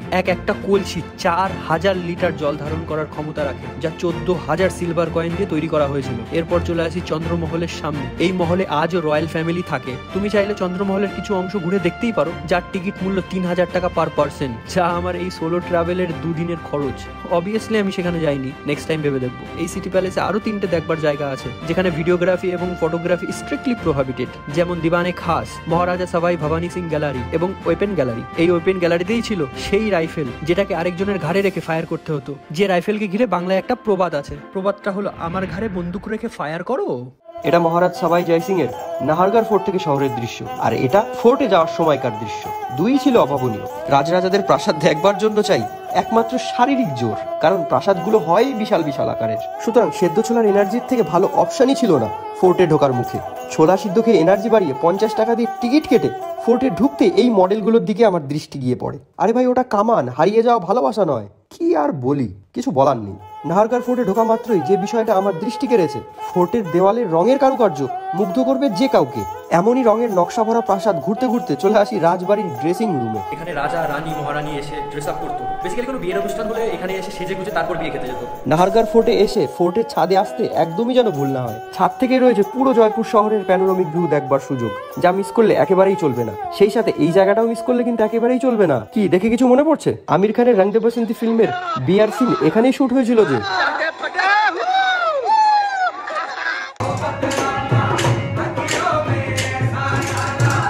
পাঁচতলার হাওয়া মহল বিনা পিলারের বিশ্বের সবচেয়ে উঁচু মহল। 1799 মহারাজ সবাই প্রতাপ সিং শ্রীকৃষ্ণের মুকুটের ডিজাইনে এই মহল তৈরি করায়। রাজস্থানের 40-45 ডিগ্রি উচ্চ তাপমাত্রায় এই মহলকে ঠান্ডা রাখে মহলের 953টা ছোট ছোট জানালা, যেগুলোকে বলে ঝাড়ৌখা। এই ঝাড়ৌখা দিয়েই রাজবাড়ির মহিলারা বাইরের বিভিন্ন অ্যাক্টিভিটিস দেখতো, কারণ রাজবাড়ির মহিলাদের বাইরে যাওয়ার কোনো অনুমতি ছিল না, বেসিক্যালি রয়্যালিটি মেনটেন করার পারপাসে। এই গেল হিস্টোরিক্যাল ফ্যাক্ট। এবার আমার পার্সোনাল এক্সপিরিয়েন্স শেয়ার করি। হাওয়া মহলের ওপেনিং টাইম হলো সকাল 9টা থেকে সন্ধ্যা 5টা। চেষ্টা করো 9টার মধ্যেই মহলের ভেতরে প্রবেশ করবার, না হলে লোকাল ট্রেনের জার্নি তোমাকে ফিল করাবে প্রতি পদে পদে। Fun fact of the day, এই সাইডটা মহলের ব্যাক সাইড, আর আমি জানতে পারি মহল থেকে বেরোবার সময়। স্ট্রেঞ্জ।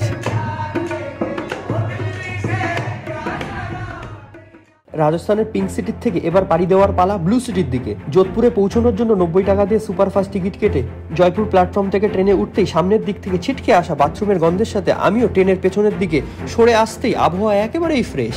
সেখানেই পুষ্পাভাওয়ার সাথে দেখা। পুষ্পাভাওয়ার ফ্লেক্সিবিলিটি দেখে নিজের ইচ্ছা হলো ফ্লেক্সিবলি টান টান শুয়ে পড়ি, কারণ ট্রেনটা ছিলও যথেষ্ট ফাঁকা। যাই হোক, 5.5 ঘন্টা পর যোধপুর প্ল্যাটফর্মে নেমে প্ল্যাটফর্ম থেকে আমার রীতিমতো মনে হলো আমি বোধহয় ভুল করে নেপালে চলে এসেছি।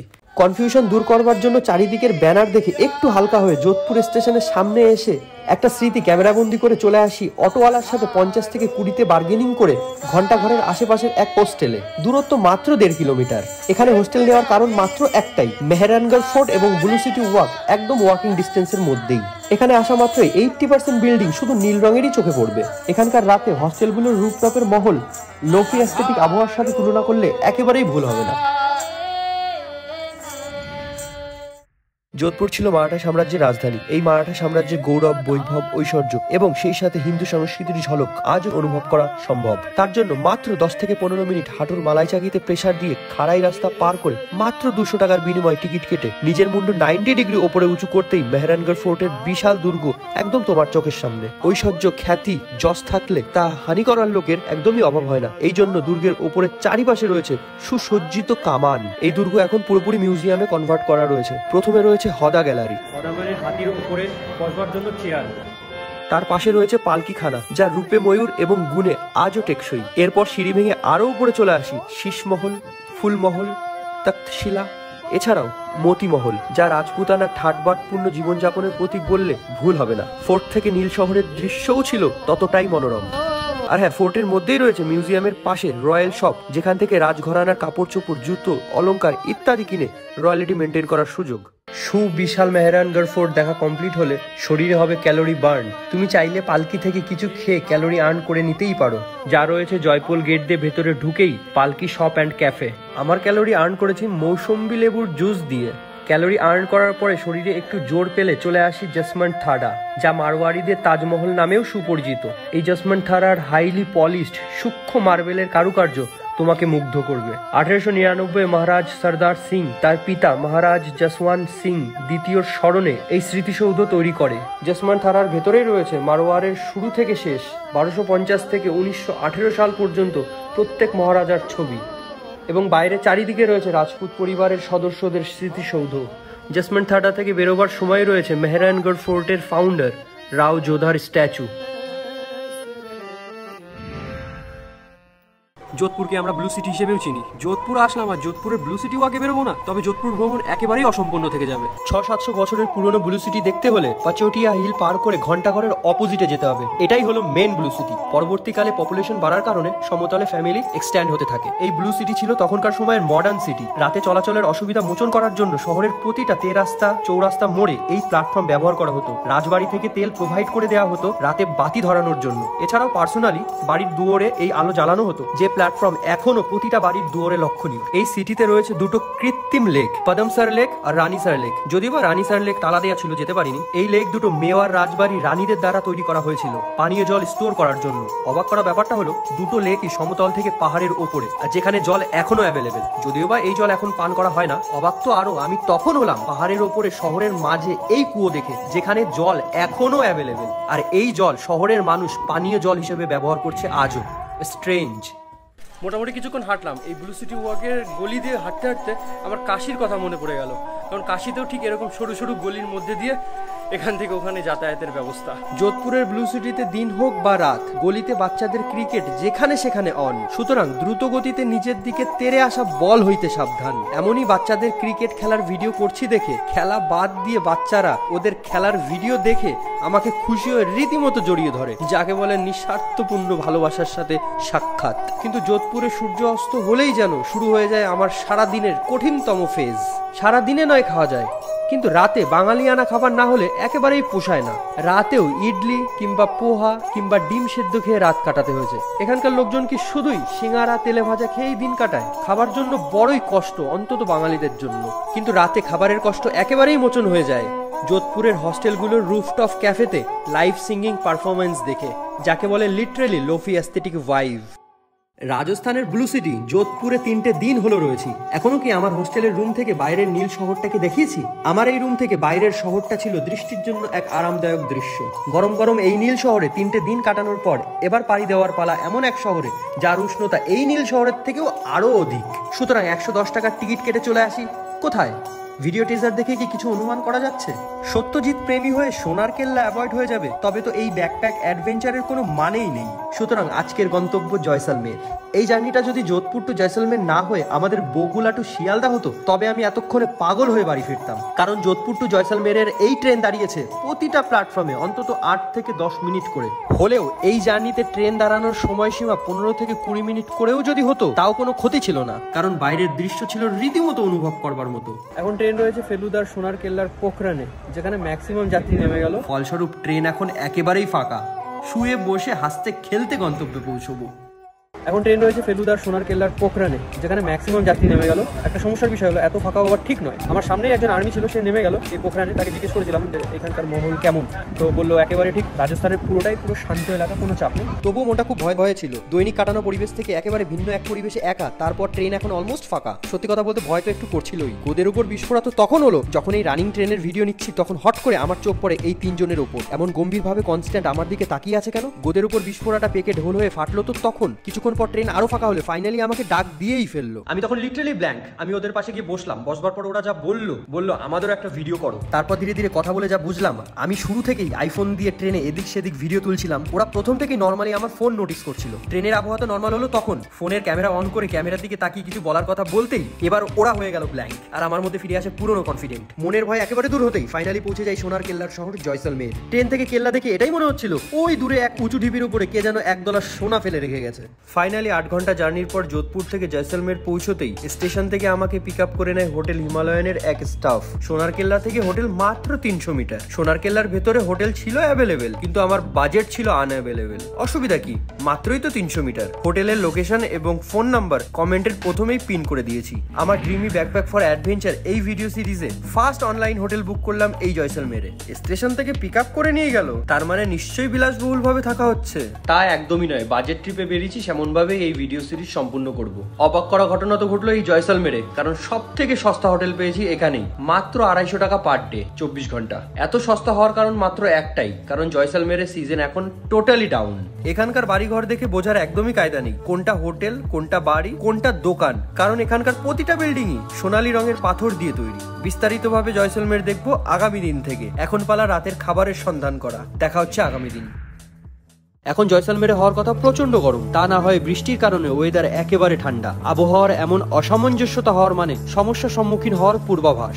বলতে বলতে ফলাফল হাতের মুঠোয়। না খাবারে একদমই ঝাল ছিল না। যেখানে বাঘের ভয় সেখানেই তো সন্ধ্যা হয়, তাই না? এই আবহাওয়ার অসামঞ্জস্যতার কারণে চোখ দিয়ে নাক দিয়ে কন্টিনিউয়াস জল পড়া, গা হাত পা ব্যথা আর গলা ব্যথা আমার সাথে যেন নিবিড় সম্পর্ক গড়ে ফেললো। একটা দিন না, 2 দিন না, 3টে দিন না, 4টে দিন না, 5টা দিন না, 6টা দিনও না, পাক্কা 7টা দিন এমন ভাবে বিছানায় পড়েছিলাম। কি করে যে এই 7টা দিন কাটলো তা ঈশ্বর আর আমিই জানি। এটা ডাস্টবিন নয়, 7 দিন ধরে এই জল খেয়েছি। এই 7টা দিন তো একেবারে জলে ফেলে দেওয়া যায় না, কিছু তো প্রোডাক্টিভ করতেই হবে। আমার পরবর্তী গন্তব্যগুলির প্ল্যানিং আরো আরেকবার আউড়ে নেওয়ার জন্য ম্যাপ বার করে চোখ গোলাতে থাকি, যাতে এই 7টা দিনকে কোনোভাবে মেকআপ দেওয়া যায়। এই সর্দি কাশিতে ভোগা 7টা দিন আলাদা করে আমি আর দেখাতে চাই না, কারণ তোমরা আমার কাছের মানুষ। পরবর্তী শর্ট ভিডিওতে থাকছে ডিরেক্ট জয়সলমেরের 8তম দিন, স্যান্ডিউন ক্যামেল সাফারি। তো দেখা হচ্ছে আগামী দিন। জয়সলমেরে 7 দিন ভাইরাল ফিভারের সাথে নিবিড় সম্পর্ক বিচ্ছেদ করে বাইক রেন্ট নিয়ে চলে আসি স্যান্ডিউন। তো এখন আমি বাইক নিয়ে বেরোবো স্যান্ডিউনের উদ্দেশ্যে। স্যান্ডিউনে যাওয়ার রাস্তা ছিল একদম নির্জন, জনহীন, চারিদিকে বালি আর বালি। ফাঁকা 40 কিলোমিটার অতিক্রম করে স্যান্ডিউনে পৌঁছানোর রাস্তা পাবজি প্লেগ্রাউন্ডের মিরামার ম্যাপের কথা মনে করায়। আমি যেন পাবজির ব্যাটেল গ্রাউন্ডে ফাইট করতে নেমেছি, এমন এক অনুভূতি। আজ প্লেগ্রাউন্ডে ওয়ার করার কোনো মন নেই, কিন্তু ক্যামেল সাফারি তো করতেই পারি। কাকা খুবই এক্সাইটেড, আমার থেকে বেশি এক্সাইটেড। দৌড়াচ্ছে রীতিমতো এই মরুভূমির মধ্যে দিয়ে। শুধু ক্যামেল সাফারি কেন, বালির উপর দিয়ে পায়চারি করলে মন্দ হয় না। স্যান্ডিউনে দুপুরের বালি রীতিমতো ফোসকা পড়ার মতো ছিল। এখন ওই বালির ঢিপির থেকে নামছি, এখনো বোধহয় জুতোর ভেতরে গরম বালি গেছে। গরম লাগছে, আরে বাবা মারাত্মক গরম, বহুত গরম হ্যাঁ এ বালু। স্যান্ডিউনে ক্যামেল সাফারি করে চলে আসি স্যান্ডিউন থেকে আরো 5 কিলোমিটার পশ্চিমে এক আননোন ওয়ান্ডারাস এক গার্লস স্কুল, যা রাজস্থানের মরুভূমির মাঝে সিচুয়েটেড, যা থাকছে ডে 38-এরই সেকেন্ড পার্টে। রাজস্থান সারা বিশ্বের কাছে টুরিস্ট ডেস্টিনেশন হিসেবে সুবিখ্যাত, তাতে কোনো মতভেদই নেই। কিন্তু রাজস্থানের ওমেন লিটারেসির ব্যাপারে ভারতে গ্রহণযোগ্যতা একেবারেই নগণ্য। 73% ওমেন এখানে জবলেস। রাজস্থানের জয়সলমেরে এই ওমেন ইলিটারেসি মোচনের প্রতীক হয়ে দাঁড়িয়ে আছে রাজকুমারী রত্নাবতী গার্লস স্কুল, দরিদ্র সীমার নিচের পরিবারের মেয়েদের জন্য একদম ফ্রি স্কুল। এই স্কুল তৈরি করেছে এক নন প্রফিটেবল অর্গানাইজেশন CITTA এর ফাউন্ডার মাইকেল ডোব, এবং এই স্কুলের ডিজাইন দিয়েছে আমেরিকার বাসিন্দা ডায়না কিলগ, যা একদমই free of cost. Futuristic modern স্টাইলে এই বিল্ডিং এর কনস্ট্রাকশন এমন ভাবে তৈরি করা হয়েছে 50 ডিগ্রি সেলসিয়াসে পৌঁছানো ওয়েদারেও এই স্কুলের ভেতর 20 থেকে 25 ডিগ্রি তাপমাত্রা বজায় রাখে। এই স্কুলের লোকেশন ছিল জয়সলমেরের বালিয়ারি এলাকার মাঝে, যেখানে পৌঁছানোর রাস্তাও ছিল বালিতে পরিপূর্ণ, সেই সাথে এলাকাও ছিল একদম সুনসান। সে কারণে কয়েকবার লিটারালি গা ছমছম করেও উঠেছিল। এই স্কুলটাকে প্রপারলি ডকুমেন্ট করতে তো গেছিলাম সেখানে, কিন্তু আজ ছিল স্কুল ছুটি। My bad luck. সোনার কেল্লা এমন এক দুর্গ বা ফোর্ট, যে ফোর্টে আজও বসবাস করছে 100-এরও অধিক ফ্যামিলি, প্রায় 5000 মানুষ। শুরু থেকেই জয়সলমের ছিল রুক্ষ শুষ্ক এলাকা, যেখানে জলের অভাবের সাথে সম্মুখীন হতে হতো সর্বদাই। সে কারণেই অন্য রাজ্যের কোনো রাজাই এই জয়সলমেরে আক্রমণ করেনি কখনোই। ভেবেই অবাক লাগছে 867 বছরের ফ্যামিলি আজও এই দুর্গে বসবাস করছে। এই গেল ফোর্টের মোটামুটি বিষয়বস্তু। এবার বলবো আমার মনের কথা, যা বলার জন্য অস্থির হয়ে যাচ্ছি। তা হলো এই ফোর্টের নাম সোনার কেল্লা প্রথম থেকেই ছিল না। এই ফোর্ট জয়সলমের ফোর্ট নামেই পরিচিত ছিল। বাংলার গর্ব প্রখ্যাত চলচ্চিত্র নির্মাতা সত্যজিৎ রায়ের সোনার কেল্লা চলচ্চিত্র শুটিং এই ফোর্টে হওয়ার পর থেকেই এই ফোর্টের নাম হয় সোনার কেল্লা, যা বাঙালিদের কাছে গর্বের বিষয় হয়ে থেকে যাবে আজীবন কাল। এই যে সেই সুবিখ্যাত রুইন স্পট সোনার কেল্লা চলচ্চিত্রের মুকুলের পূর্ব জন্মের বাড়ি। এটাই যে মুকুলের সেই বাড়ি, হারিয়ে যাওয়া বাড়ি, আগের জন্মের বাড়ি। ফুললি নস্টালজিক ফিলিং চলছে মনের ভেতরে। সোনার কেল্লা দেখে সোজা চলে আসি জয়সলমেরের ফেমাস হাভেলি দেখতে। এর মাঝে বলে রাখি, এইসব হাভেলি সেই সব লোকেরা বানাতেন যারা রাজার পরে সব থেকে ধনী ব্যক্তি হতেন, most richest person after the king. জয়সলমেরের সব থেকে পপুলার পাটও কি হাভেলিতে 150 টাকা পার পার্সন টিকিট কেটে হাভেলির ভেতরে ঢুকতেই চোখ পড়ে। তখনকার সময় হাভেলির ধনী পরিবার দৈনন্দিন জীবনযাপনে কি কি আসবাবপত্র ব্যবহার করত, যেমন কেরোসিন তেলে চালিত টেবিল ফ্যান, রেডিও, সেলাই মেশিন, রান্নার কাজে ব্যবহৃত বড় বড় হাঁড়ি কড়াই, 1910 সালের ক্যামেরা, এইসব তৎকালীন এক্সপেন্সিভ জিনিসপত্র সিকিউর করবার জন্য বড় বড় তালা চাবি ইত্যাদি। হাভেলির পরিবারের সদস্যদের সুখ স্বাচ্ছন্দ্যপূর্ণ জীবনযাপন করার কাজে ব্যবহৃত আসবাবপত্র দেখে সিঁড়িতে উঠে চলে আসি হাভেলির ছাদে। ছাদ থেকে সোনালী রঙের জয়সলমের শহরের দৃশ্য ছিল ফিলিং রয়্যাল। এই রয়্যালনেস আরো এক্সপেন্সিভ হয়ে গেল যখনই চোখ পড়লো সোনার কেল্লার উপর। জয়সলমেরের আরেকটা ইন্টারেস্টিং ফ্যাক্ট জানতে পারি, তা হলো প্রতিটা বাড়ির সদর দরজায় গণেশ ঠাকুরের ছবি আর বিয়ের ডেট তারিখ লক্ষণীয়। এর কারণ হলো, जब लोग यहाँ इनका शादी होता है हम लोग कपल का नाम लिखते हैं, जैसे पुनीत संग दुर्गा। अब जब तक इस घर में नेक्स्ट शादी नहीं होगा तब तक हम इसको पेंट नहीं करेंगे, अगला शादी होगा तभी ये पेंट होगा। পাটওকি হাভেলি থেকে চলে আসি ম্যানমেড গরিসাগর লেক। জয়সলমেরের গরম থেকে রেহাই পেতে লেকের মাঝে এই প্ল্যাটফর্মে জয়সলমেরের রাজা রানী কোয়ালিটি টাইম স্পেন্ড করতো উইথ সানসেট।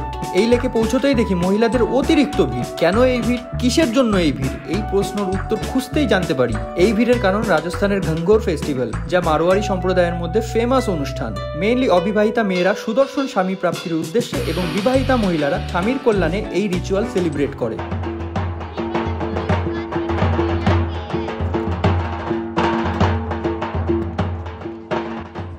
16 দিন ধরে মেয়েরা বা মহিলারা এই সব পুতুল তৈরি করে এবং আজকের দিনে তা জলে দিয়ে দেয় মনের মতো স্বামী প্রাপ্তির কারণে। জয়সলমেরের রাজস্থানের এই ট্র্যাডিশনাল গঙ্গোর রিচুয়াল দেখে আমার ব্যাকপ্যাক গুটিয়ে বাস নিয়ে চলে আসি রাতেই সিটি অফ লেক উদয়পুর।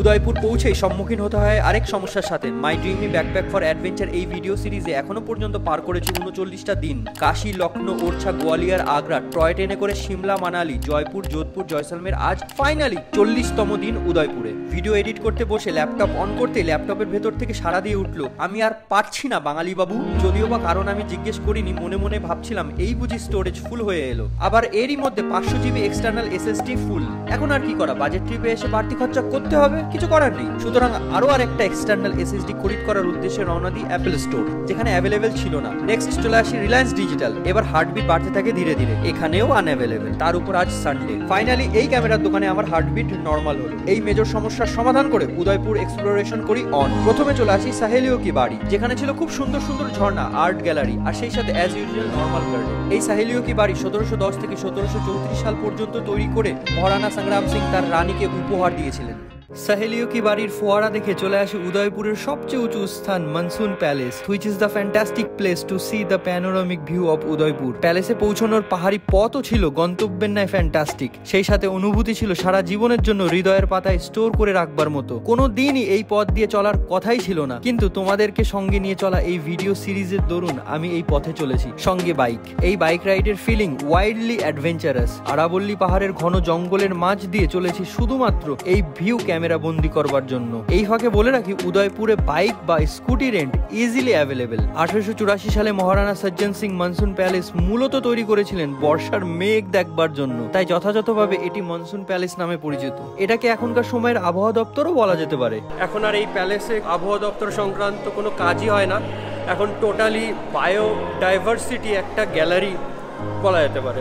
এছাড়াও মহারানা সজ্জন সিং এর নাম অনুসারে এই প্যালেসের নাম সজ্জনগড় ফোর্ট।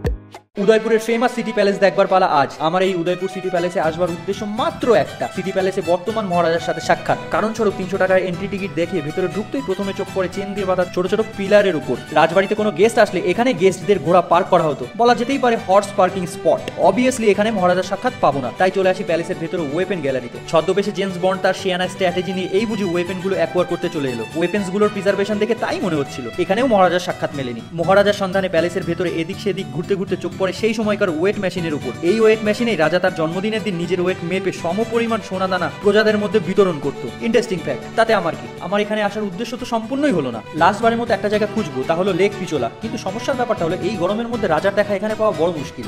অবশেষে রাজার সাক্ষাৎ না পেয়ে ভাঙা মন নিয়ে প্যালেস থেকে বেরিয়ে আসার সিদ্ধান্ত নিই। ঠিক সেই মুহূর্তেই আনএক্সপেক্টেডলি প্রথমের ওই হর্স পার্কিং স্পটে রাজার সাথে সাক্ষাৎ মেলে।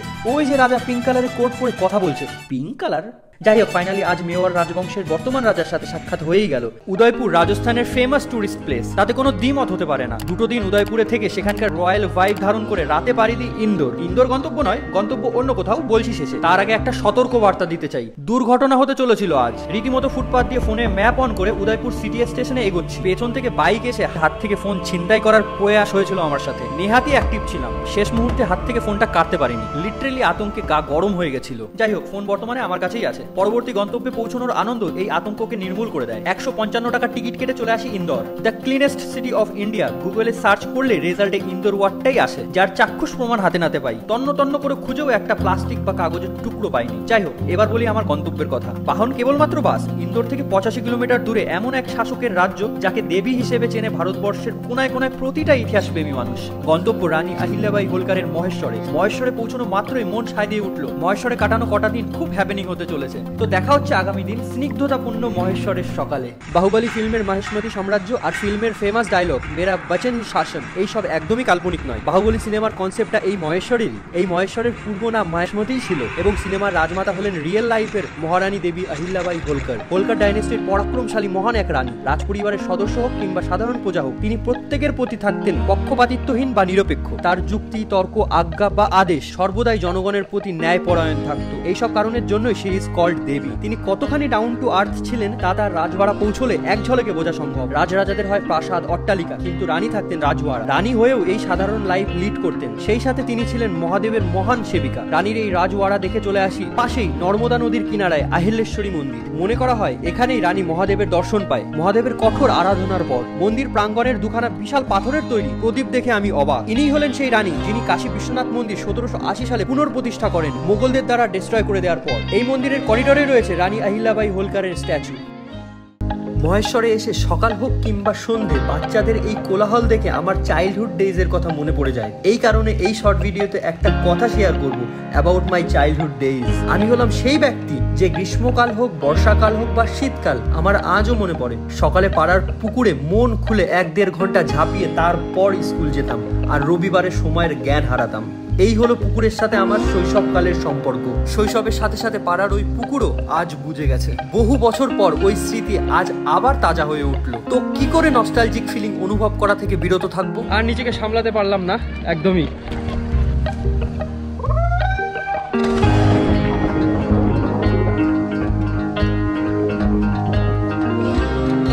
উন্মাদতার সাথে মন খুলে নর্মদার স্রোতে আজ কুস্তি লড়বো।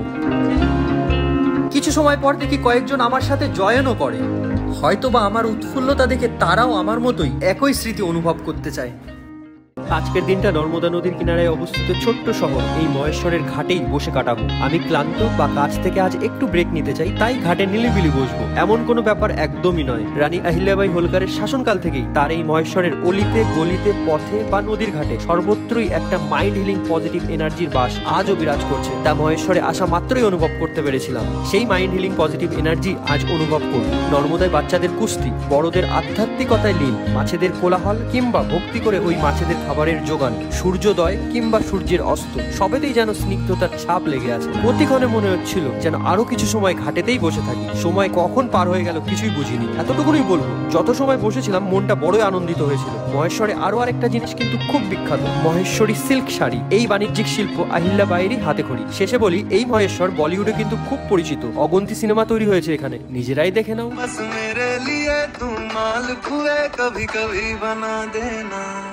এটা হলো মহেশ্বর থেকে 6 কিলোমিটার দূরে এক অপূর্ব, কোমল, শান্ত, সহস্রধারা ওয়াটারফল। এই ওয়াটারফলের অনুভব বলছি ডে 46-এরই সেকেন্ড পার্টে। মাত্র 6 কিলোমিটার অতিক্রম করে সহস্রধারা পৌঁছানোর জন্য মাধ্যম ছিল কেবল অটো, আর তারা ভাড়া চেয়েছিল 500 টাকা, যা শুনে আমার মাথা চক্কর দিয়ে উঠেছিল। 15 মিনিট। আর যাই হোক, মাত্র 6 কিলোমিটারের এগেনস্টে 500 টাকা হারগিজ খরচা করবো না। অটো বাদে পৌঁছানোর জন্য যা করবার তাই আমি করবো, কিন্তু পৌঁছবো আমি অবশ্যই। ফলস্বরূপ রন্ধ্রে রন্ধ্রে উপলব্ধি করলাম সত্যি আপত্তি থেকেই আবিষ্কারের জন্ম হয়। তো পৌঁছানোর জন্য উপায় বার করলাম লোকাল পথযাত্রীদের সাহায্য নেব। সাহায্য চেয়ে চেপে বসলাম এই বাইকে, কিন্তু সামান্য দুবিধা হলো, এই বাইক যাবে মাত্র 1 কিলোমিটার। তেমন কোনো সমস্যা হয়নি, পরক্ষণে এই দাদারা লিফট দিয়ে দেয়, এই দাদারাও যাবে মাত্র 1 কিলোমিটার। ফাইনালি বাকি পথের জন্য এই দুই কাকু সাহায্য পেয়ে যায়। ইনারা যাচ্ছিল ওয়াটারফলের পাশেই এক মন্দিরে, তাই সিদ্ধান্ত নিই এই কাকুর সাথে মন্দির দর্শন করাই যাক। এই মন্দির দর্শন করতে করতে মনে মনে ভাবছি জীবনটা কতটাই না সারপ্রাইজিং। শুধুমাত্র বর্তমান চ্যালেঞ্জগুলোকে সাহসিকতার সাথে হাসি মুখে আলিঙ্গন করাতেই যতটুকু দেরি। মাত্র 30 মিনিট আগেও জানতাম না কি করে পৌঁছবো, আর এখন এই কাকু লিফট তো দেয়, সেই সাথে এই মন্দিরের ব্যাপারেও বেশ কিছু কথা আমার সাথে শেয়ার করে। 6 কিলোমিটার অপ্রত্যাশিতভাবে বাইকে করে পৌঁছই সহস্রধারা, আর মনে মনে ভাবছি মহেশ্বরে কাটানো প্রতিটা দিন চমৎকার থেকে চমৎকার তর হয়ে উঠছে। নর্মদার এই হাজারটা জলস্রোতের পেছনের কারণ মনে করা হয় এই নর্মদার কিনারায় এক ঋষির কঠোর তপস্যায় প্রসন্ন হয়ে গুরু দত্তারায়া ওই ঋষিকে হাজারটা বাহুর ন্যায় শক্তি প্রাপ্তির বরদান দেয়। ফলস্বরূপ তার নাম হয় সহস্রবাহু। তারপর কোনো একদিন তার স্ত্রীর স্নানের জন্য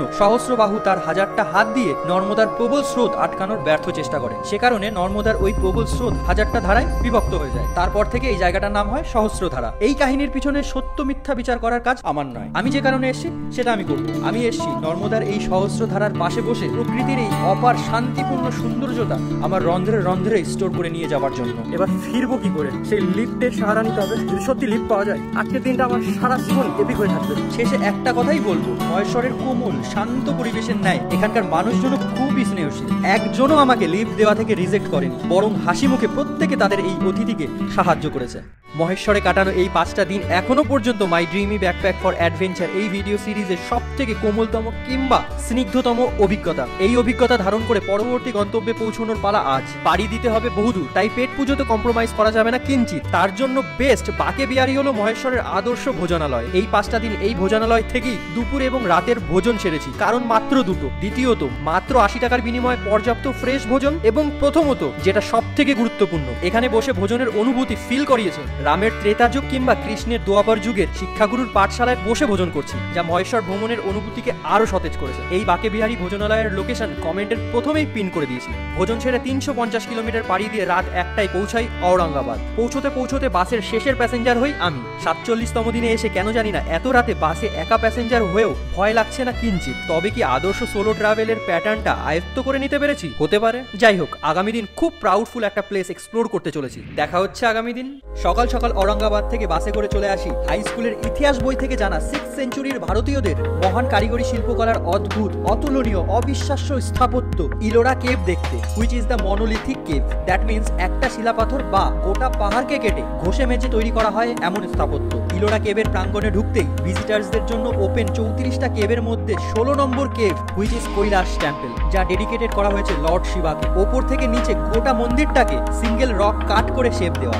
এই সব প্রিসিয়াস ডিটেলস আমাদের অ্যানসেস্টাররা তাদের এমন কোনো টেকনোলজি প্রয়োগ করে তৈরি করেছিল যা বর্তমান পৃথিবীর কোনো টেকনোলজি দিয়ে তৈরি করা সম্ভবই নয়। এই ব্যাপারটা প্রতিনিয়ত শরীরে একটা গুজবাম আনছে। কি মাইন্ড ব্লোয়িং প্রযুক্তিবিদ্যা প্রাচীন ভারতীয়দের কাছে অ্যাভেলেবেল ছিল। প্রত্নতাত্ত্বিকদের ক্যালকুলেশনে এমন স্থাপত্য নাকি তৈরি সম্পূর্ণ হতে 100 বছরেরও বেশি সময় লাগার কথা, but in reality Kailash temple তৈরি হতে মাত্র 18 বছর সময় লেগেছিল। প্রাচীন ভারতের এই ইনক্রেডিবল আর্টিস্ট্রি দেখে আমি রীতিমতো ধন্য। ভারতবর্ষের এই গ্রেট স্থাপত্য স্পর্শ করে দেখবার আমন্ত্রণ রইল। ইলোরার 16 নম্বর কেভ অর্থাৎ বর্তমান ভারতীয় নতুন 20 টাকার নোটে ফিচার্ড কৈলাস টেম্পলের অবিশ্বাসনীয় শিল্প দক্ষতা দেখে আমি গর্বিত। আমি সেই দেশের নাগরিক যে দেশে এমন হাইলি স্কিল্ড এবং প্রসপারিটিপূর্ণ অ্যানসেস্টারদের বসবাস ছিল। আর এই অ্যানশিয়েন্ট ইন্ডিয়ান সিভিলাইজেশনদের কীর্তি ইলোরাতে রয়েছে 100-এরও অধিক কেভ কমপ্লেক্স। তার মধ্যে 34টা কেভ কমপ্লেক্স ভিজিটার্সদের জন্য উন্মুক্ত। 1 থেকে 12 নম্বর কেভ তৈরি করা হয়েছিল বৌদ্ধ ধর্মকে রিপ্রেজেন্ট করে, 13 থেকে 29 নম্বর কেভ হিন্দু ধর্মকে রিপ্রেজেন্ট করে, এবং 30 থেকে 34 নম্বর কেভ তৈরি করা হয়েছিল জৈন ধর্মকে রিপ্রেজেন্ট করে। অর্থাৎ এখানে অ্যানশিয়েন্ট ইন্ডিয়ান সিভিলাইজেশনদের হাই লেভেল স্কিলের সাথে সাথে বৌদ্ধ ধর্মের মূর্তি, হিন্দু ধর্মের মূর্তি এবং জৈন ধর্মের মূর্তি লক্ষণীয়। প্রতিনিয়ত মেসমারাইজড হয়ে চলেছি। আজ থেকে আনুমানিক 1500 বছর আগে এমন কোন ইকুইপমেন্ট ব্যবহার করে এই সব মূর্তি কিংবা এই সব পিলারকে ফাইনাল শেপ দেওয়া হয়েছিল? মেজারমেন্টে এতখানি পারফেকশন দেখে আমি লিটারালি ধন্য। ইলোরা কেভ থেকে ঔরঙ্গাবাদ ফেরার পথেই রয়েছে এমন এক দুর্গ, যে দুর্গ প্রতারণার সাহায্য না নিয়ে বা বিশ্বাসঘাতকতার সাহায্য না নিয়ে বিজয় পাওয়া অসম্ভব, because of the strong defence system. এই শক্তিশালী ডিফেন্স সিস্টেম দেখবার জন্যই দৌলতাবাদ বা দেবগিরি ফোর্টে আমার আগমন। 25 টাকার টিকিট কেটে ভেতরে ঢুকতেই সিকিউরিটি গার্ডকে আরো 20 টাকা দিতে হলো। এমনটা কেন? এটা প্লাস্টিক বোতলের এন্ট্রি ফি। আর এই ব্যাপারটাই সব থেকে বেশি ভালো লাগলো। ফোর্ট ঘুরে ফেরার পথে ওই বোতল দেখালেই তোমার 20 টাকা তোমাকে আবার ফিরিয়ে দেবে। This is a good initiate two keeping the environment clean. যাই হোক, শত্রুপক্ষকে ফোর্টে প্রবেশ করার জন্য পার করতে হবে এই 100 ফুট গভীর খাদ, যেখানে কুমির এবং বিষধর সাপ ছেড়ে রাখা হতো। এরপরেও শত্রু বেঁচে গেলে তাদেরকে ফেস করতে হতো এই অন্ধকার ভুলভুলাইয়া। আলোর সোর্স মাত্র এই একটা, তাও আবার এখান থেকে গরম তেল ঢালা হতো শত্রুদের ওপর। এরপরেও শত্রু বেঁচে গেলে তাদেরকে অনায়াসেই পরাস্ত করা যেত, কিন্তু পরাস্ত তো আমিও হলাম। ইলোরা কেভ দেখে আস্তে আস্তে একটু লেট হয়ে গেল। ফোর্টের ক্লোজিং টাইম 6 PM, আর এখন ঘড়িতে তাই বাজে। কিন্তু আমি স্যাটিসফাইড। আমি এসেছিলাম এই ডিফেন্স সিস্টেম দেখতে, যা পড়েছিলাম হাই স্কুলের ইতিহাস বইতে। যার শেষ ভালো তার সব ভালো। আজকে যাব ঔরঙ্গাবাদ থেকে 104 কিলোমিটার দূরে প্রাচীন ভারতীয়দের আরেক কীর্তি অজন্তা কেভ দেখতে, যা 1819 সালে এক British officer captain John Smith এই পাহাড়ি ঘন জঙ্গলে টাইগার হান্ট করতে এসে অজন্তা কেভ অ্যাক্সিডেন্টালি ডিসকভার করে। এবার অবাক করা ব্যাপারটা হলো, এই 1819 সালের আগে আনুমানিক 1000 বছর এই অজন্তা গুহার ব্যাপারে কেউ কিচ্ছু জানতো না, যে আদেও এমন গুহা এক্সিস্ট করে। টোটালি আইসোলেটেড ছিল। অশ্বক্ষরাকৃতির ন্যায় ইউ শেপে এই অজন্তায় মোট 30টা কেভ কমপ্লেক্স রয়েছে, তার মধ্যে 26টা কেভ কমপ্লেক্স টুরিস্টারদের জন্য অ্যাভেলেবেল। অজন্তা কেভ সম্পূর্ণ ঘুরতে সময়ের প্রয়োজন 3 থেকে 4 ঘন্টা, 1 ঘন্টা বেশি প্রয়োজন যদি এই ভিউ পয়েন্টে যাও। আমি 100% রিকমেন্ড করবো ইউ শুড গো, যা থাকছে ডে 59 এর সেকেন্ড পার্টে, যার লিংক এই ভিডিও কমেন্ট সেকশনে পিন করে দেবো। অজন্তার 1 নম্বর গুহায় রয়েছে নস্টালজিক আইকনিক পদ্মপাণি এবং বজ্রপাণির পেন্টিং, যা প্রথম দেখেছিলাম মোস্ট প্রবাবলি ক্লাস 6 এর ইতিহাস বইয়ের পাতায়, যা দেখে নিজেকে বিশ্বাস করাতেও এফোর্ট দিতে হচ্ছিল যে আনুমানিক 1500 বছর আগে করা পেন্টিং আজও কিছু কিছু স্পষ্ট। গবেষণার পর জানা যায় বুদ্ধিস্ট মঙ্কদের মেডিটেশন বা উপাসনার জন্য এই নিলিবিলি কেভ কমপ্লেক্স তৈরি করা হয়েছিল। তৎক্ষণাৎই মনে পড়ে এই সোলো ট্রাভেলে বেরিয়ে 50টা দিন হতে চললো, সকালে মেডিটেশনের চ্যাপ্টার বন্ধ রয়েছে। তো এর থেকে চমৎকার পরিবেশ এই ভূলোকে আর কোথায় হতে পারে। 30 মিনিট এই প্রাচীন অজন্তার গুহায় মেডিটেশন করে মনে এক অন্য লেভেলের পজিটিভ ফ্রেশনেস ফিল করতে পারি। জাস্ট মাসমারাইজিং অনুভূতি। সত্যি এ এক অবিশ্বাসনীয় হাই লেভেল স্কিলের প্রদর্শন, যা আনুমানিক 800 বছর ধরে তৈরি করা হয়েছিল শুধুমাত্র ছিনি হাতুড়ির ন্যায় সাধারণ কোনো অজার দিয়ে, যার চিহ্ন প্রতিটা গুহার গায়ে স্পষ্ট। এরপর এমনই এক গুহায় আসি যা অসম্পূর্ণ অবস্থায় রয়েছে, যা দেখে মনে একটা প্রশ্নই আসে, কি কারণ হতে পারে এই গুহার কাজ সম্পূর্ণ না করার পেছনে, যার উত্তর আজও সময়ের নিচে চাপা পড়ে আছে। পরপর গুহাগুলি দেখতে দেখতে চলে আসি 26 নম্বর কেভ, যেখানে রয়েছে একেবারে নিখুঁত স্লিপিং বুদ্ধার স্ট্যাচু। এবার পালা ইউ শেপের এই অজন্তা কেভের প্যানোরামিক ভিউ উপভোগ করা। তার জন্য শরীর থেকে আরো কিছুটা ক্যালোরি বার্ন করতে হবে, এতে কোনো চয়েস নেই। আমি কথা দিচ্ছি শরীরের বার্নিং ক্যালোরি এক বিন্দুও বিফলে যাবে না। শেষে ছোট্ট একটা ইনফরমেশন দেবো, কোনো কারণবশত যদি হাতে সময় কম থাকে তবে শুধুমাত্র 1, 2, 4, 6, 9, 10, 16, 17, 19 এবং 26 নম্বর কেভ দেখলেই পুরো অজন্তা দর্শন পরিপূর্ণ। ইতিহাসের পাতায় অ্যানসিয়েন্ট ইন্ডিয়ান সিভিলাইজেশনদের উচ্চ স্তরের দক্ষতার ভাস্কর্য অজন্তা এবং ইলোরা কেভকে আমার এই ভিডিও সিরিজে ডকুমেন্ট করে পাড়ি দিই ঔরঙ্গাবাদ থেকে আরো 350 কিলোমিটার পশ্চিমে এক স্বপ্নের শহর, যেখানকার লাইফ লাইন লোকাল ট্রেন, যাকে লিড করছে ছত্রপতি শিবাজি মহারাজ টার্মিনাল, যেখানে রয়েছে বিখ্যাত ইনসাল্টের বিখ্যাত রিভেঞ্জ, যেখানকার রাস্তায় শহরের আভিজাত্য বহন করে ছুটছে হলুদ কালো ট্যাক্সি, যেখানে রয়েছে ভারতের প্রবেশদ্বার, যেখানকার বিখ্যাত রুচি বড়া পাও, আর যেখানে একগুচ্ছ স্বপ্ন নিয়ে প্রতিদিন পাড়ি দেয় অসংখ্য মানুষ। আমিও তাদের দলে আমার নাম নথিভুক্ত করে এই ভিডিও সিরিজের 50তম দিনে পাড়ি দিই স্বপ্নের শহর এই মুম্বাইতে।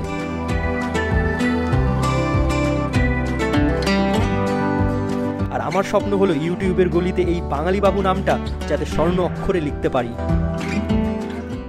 আজ মুম্বাই দর্শন করার আগে গতকাল মুম্বাইতে এসে যেখানে চেক ইন করি তার লোকেশন এই শর্ট ভিডিওর প্রথমে পিন করে রাখতে হবে, যাতে নেক্সট টাইম এলে সহজেই এই ডরমেটরির খোঁজ পাওয়া যায়, যা ছিল একদমই পকেট ফ্রেন্ডলি। এই ডরমেটরির সন্ধান পাওয়ার আগে দুখানা ভারী ভারী ব্যাগ নিয়ে ঘন্টাখানেকেরও বেশি সময় টোটো করে ঘুরতে হয়েছে এই ব্যস্ততম নগরীতে। যেদিকেই তাকাই সেদিকেই বাজেট ফেল হওয়ার উপক্রম। স্বপ্নের শহর বলে কথা, স্বপ্ন পূরণ কি এতই সস্তা? যাই হোক, আজ করবো মুম্বাই দর্শন। বাসের টিকিট মূল্য 250 টাকা এবং সময়সীমা 10:30 AM to 7:30 PM। Itinerary list on screen. তো প্রথমে আমাদের নিয়ে যায় মুম্বাই পোর্ট, যেখানে আরব সাগরের উপরে নিই ফ্যান্টাস্টিক বোট রাইড। টিকিট মূল্য এক্সট্রা 160 টাকা এবং সময়সীমা মাত্র 1 ঘন্টা। এই সময়সীমা আরো কিছুটা হলে মন্দ হতো না।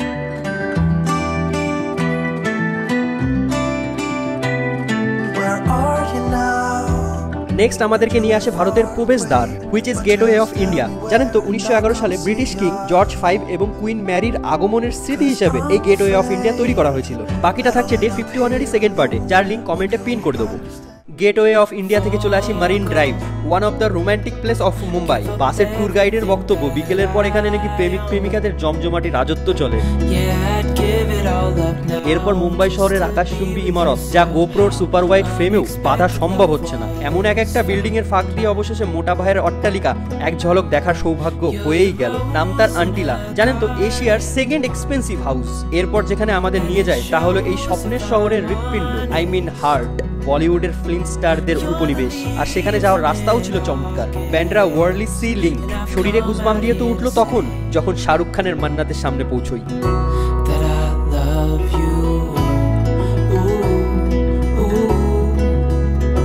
এরপর আজকে আমাদের শেষ গন্তব্য জুহু বিচ। না, আমাদের জুহু বিচে ছেড়ে চলে যায়নি। সকালে আমাদেরকে যেখান থেকে পিক আপ করেছিল, সন্ধ্যায় সেখানেই আমাদেরকে ড্রপ করেছিল। আজ মুম্বাই শহরে সব থেকে হ্যাপেনিং একটা রাইড নেব। মেনলি এই রাইডটার জন্যই এই ভিডিও সিরিজে স্বপ্নের এই মুম্বাই শহরকে ইনক্লুড করা। প্রতি 1 ঘন্টা অন্তর অন্তর গেটওয়ে অফ ইন্ডিয়ার সামনে থেকে এই ওপেন ডেকার বাস ছাড়ে। বাস টিকিট মাত্র 150 টাকা। আমি রেকমেন্ড করবো সানসেটের টাইমেই এই রাইড শুরু করতে। গোধূলি লগ্নের সোনালী রং যেন মুম্বাই শহরকে আরো কাল্পনিক করে তুলেছে। গেটওয়ে অফ ইন্ডিয়া থেকে চপাটি এবং সেখান থেকে আবার রিটার্ন এই অ্যামেজিং ওপেন ডেকার বাস থেকে নীল আরব সাগরের কোলাহল, বিখ্যাত তাজ হোটেল, SBI হেডকোয়ার্টার, প্রেমিক প্রেমিকাদের আদর্শ romantic place Marine Drive, Aashiqui ফিল্মে শুটিং হওয়া গার্লস হোস্টেল, পরিকল্পিত ব্যস্ততম মুম্বাই শহরের ব্যস্ততম যানবাহন। দেখতে দেখতে কখন রাইড কমপ্লিট হয়ে গেল কিছুই টের পেলাম না। কিন্তু এত তাড়াতাড়ি আজকের দিনটা কি করে দা এন্ড করি, তাই চলে আসি মারিন ড্রাইভ।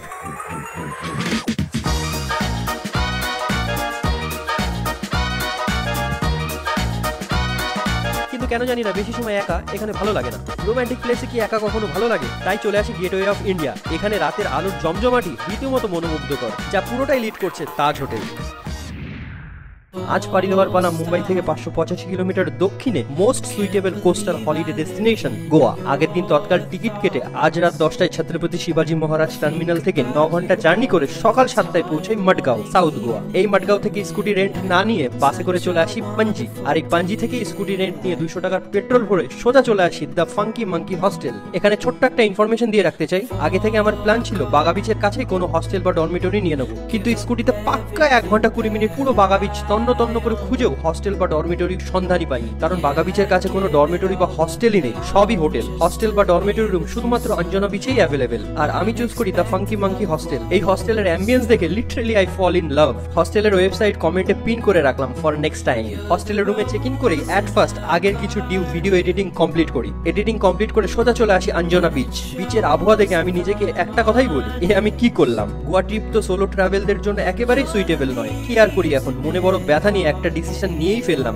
নেক্সট যে 2 দিন গোয়াতে থাকছি সেই 2 দিন রাতে বিচে আসার কোনো মানেই নেই। বাজেট ট্রিপে আছি, আর এখানে চারিদিকে তো দেখছি পকেট খালি হওয়ার আয়োজন। মেইনলি গোয়া নাইট লাইফের জন্য মোস্টলি চয়েসেবল ডেস্টিনেশন, আর আমি গত রাতে পার্টি করিনি। আমার এই ট্রিপের আইডেন্টিটিতে পার্টি অ্যাভয়েড রাখছি। নেক্সট টাইম যখন আসবো ডান্স ফ্লোর লিড করবো আমি একা। যাই হোক, লেট নাইট পার্টির জন্য সকাল 9টায় রাস্তা ফাঁকা পাওয়াতে খুব শিগগিরই পৌঁছে যাই চাপোড়া ফোর্ট। আর এই সামার সিজনে সব থেকে কষ্ট তো লাগে তখন যখন ফোর্টে পৌঁছানোর জন্য 120টা সিঁড়ির সম্মুখীন হতে হয়। শরীর ও মনের জোর রয়েছে অপার। এখানে দুবিধা তো কেবল সূর্যি মামা। তো চটপট একটা ডাব খেয়ে শরীরে কার্বোহাইড্রেট এবং ক্যালোরির মাত্রা বাড়িয়ে নিই, দেন ছোট্ট পায়ে ফোর্টের দিকে এগোতে থাকি। ফোর্টের মুখে পৌঁছতেই কোনো চাপই না, একদম ইজি ছিল। হ্যাঁ, এই চাপোড়া ফোর্ট একেবারেই ধ্বংসাত্মক স্থাপত্যে পরিণত হয়ে রয়েছে। হলেও আমার এই ফোর্টে আসার দুখানা রিজন রয়েছে। প্রথমত, মনের কোলাহলকে একেবারে শান্ত করে দেওয়ার মতো পরিবেশ এখানে পর্যাপ্ত, আর দ্বিতীয়ত আমির খানের দিল চাহতা হ্যায় ফিল্মের ফেমাস ডায়লগের শুটিং এখানেই হয়েছিল। हमें हर साल कम से कम 1 हफ्ते के लिए गोवा आना चाहिए। डेफिनेटली। किस इट? এখানকার সব থেকে ইন্টারেস্টিং ব্যাপারটা হলো গুগল সার্চ বারে দিল চাহতা হ্যায় ফোর্ট সার্চ করলে এই চাপোড়া ফোর্টের ডিটেলসই তোমার স্ক্রিনে ভরে যাবে। চাপোড়া ফোর্ট বা দিল চাহতা হ্যায় ফোর্ট থেকে চলে আসি প্যারা রোড। প্রথমে তো ভাবে এখানে কোনো দুর্ঘটনা বা অ্যাক্সিডেন্ট হলো নাকি, এত কোলাহল কিসের। কিছুক্ষণ পর দেখি না, কোনো অ্যাক্সিডেন্ট নয়, টুরিস্টারদের ফটো সেশন চলছে, যা দেখে আমি রীতিমতো বোকা বনে গেলাম। ইনস্টাগ্রামে কি দেখে আসলাম আর এখানে এসে আমি কি দেখছি। আজ উপলব্ধি করতে পারলাম ইনস্টাগ্রাম ভার্সেস রিয়ালিটির ব্যাপার স্যাপার সবই মোহমায়া।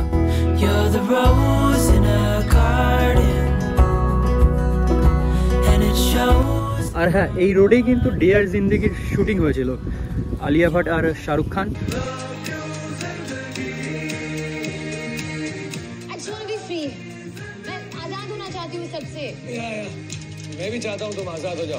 রিয়ালিটির সাথে সাক্ষাৎ করে চলে আসি হস্টেলের পাশেই ওয়াকিং ডিস্টেন্সের আওতায় শিবা ভ্যালি, যা গতকাল এসেই আবিষ্কার করে ফেলেছিলাম, কিন্তু সন্ধ্যা হয়ে গেছিল, তাই আজ পারফেক্ট টাইমে চলে এসেছি।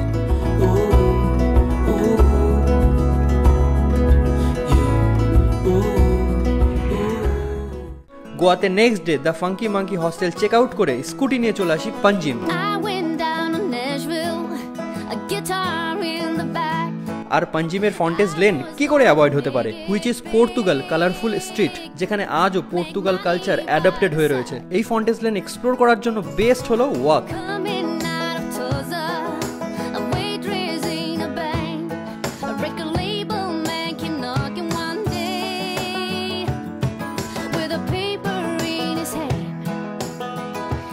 তবেই তো ইনস্টাগ্রামের জন্য ফ্যান্টাস্টিক পিকচার ক্লিক করা যাবে।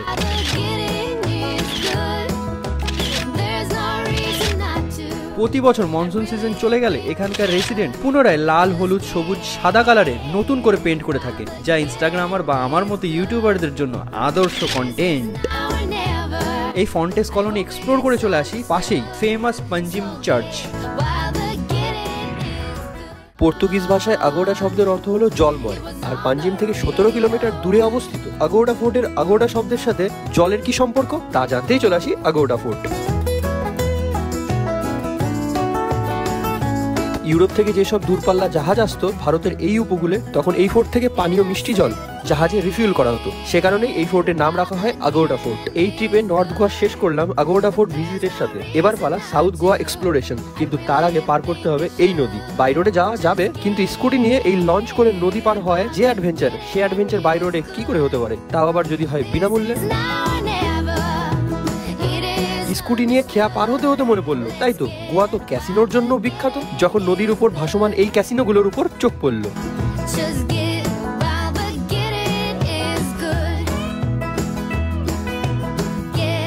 যাই হোক, আগামী দিন দেখা হচ্ছে সাউথ গোয়া। দুদিন নর্থ গোয়া এক্সপ্লোর করে আজ চলে আসি মডগাঁও, সাউথ গোয়া। মডগাঁওয়ের হস্টেলে পরিচয় হয় অভিনবের সাথে, লখনৌর বাসিন্দা। সেও গোয়া সোলো ট্রাভেল করছে। তো দুজনে ডিসিশন নি আজ একসাথে সাউথ গোয়া এক্সপ্লোর করা যাক, তাতে স্কুটির রেন্টটাও স্প্লিট হয়ে যাবে আর গোয়া ট্রাভেলের মজাও ডবল হবে। তো মডগাঁও থেকে 35 কিলোমিটারের যাত্রা আরম্ভ করি এক গ্লাস আখের রসের সাথে, আর পৌঁছই কোলা বিচ। সেখানে পৌঁছানোর রাস্তার সাথে বিচটাও ছিল খুবই নিলিবিলি।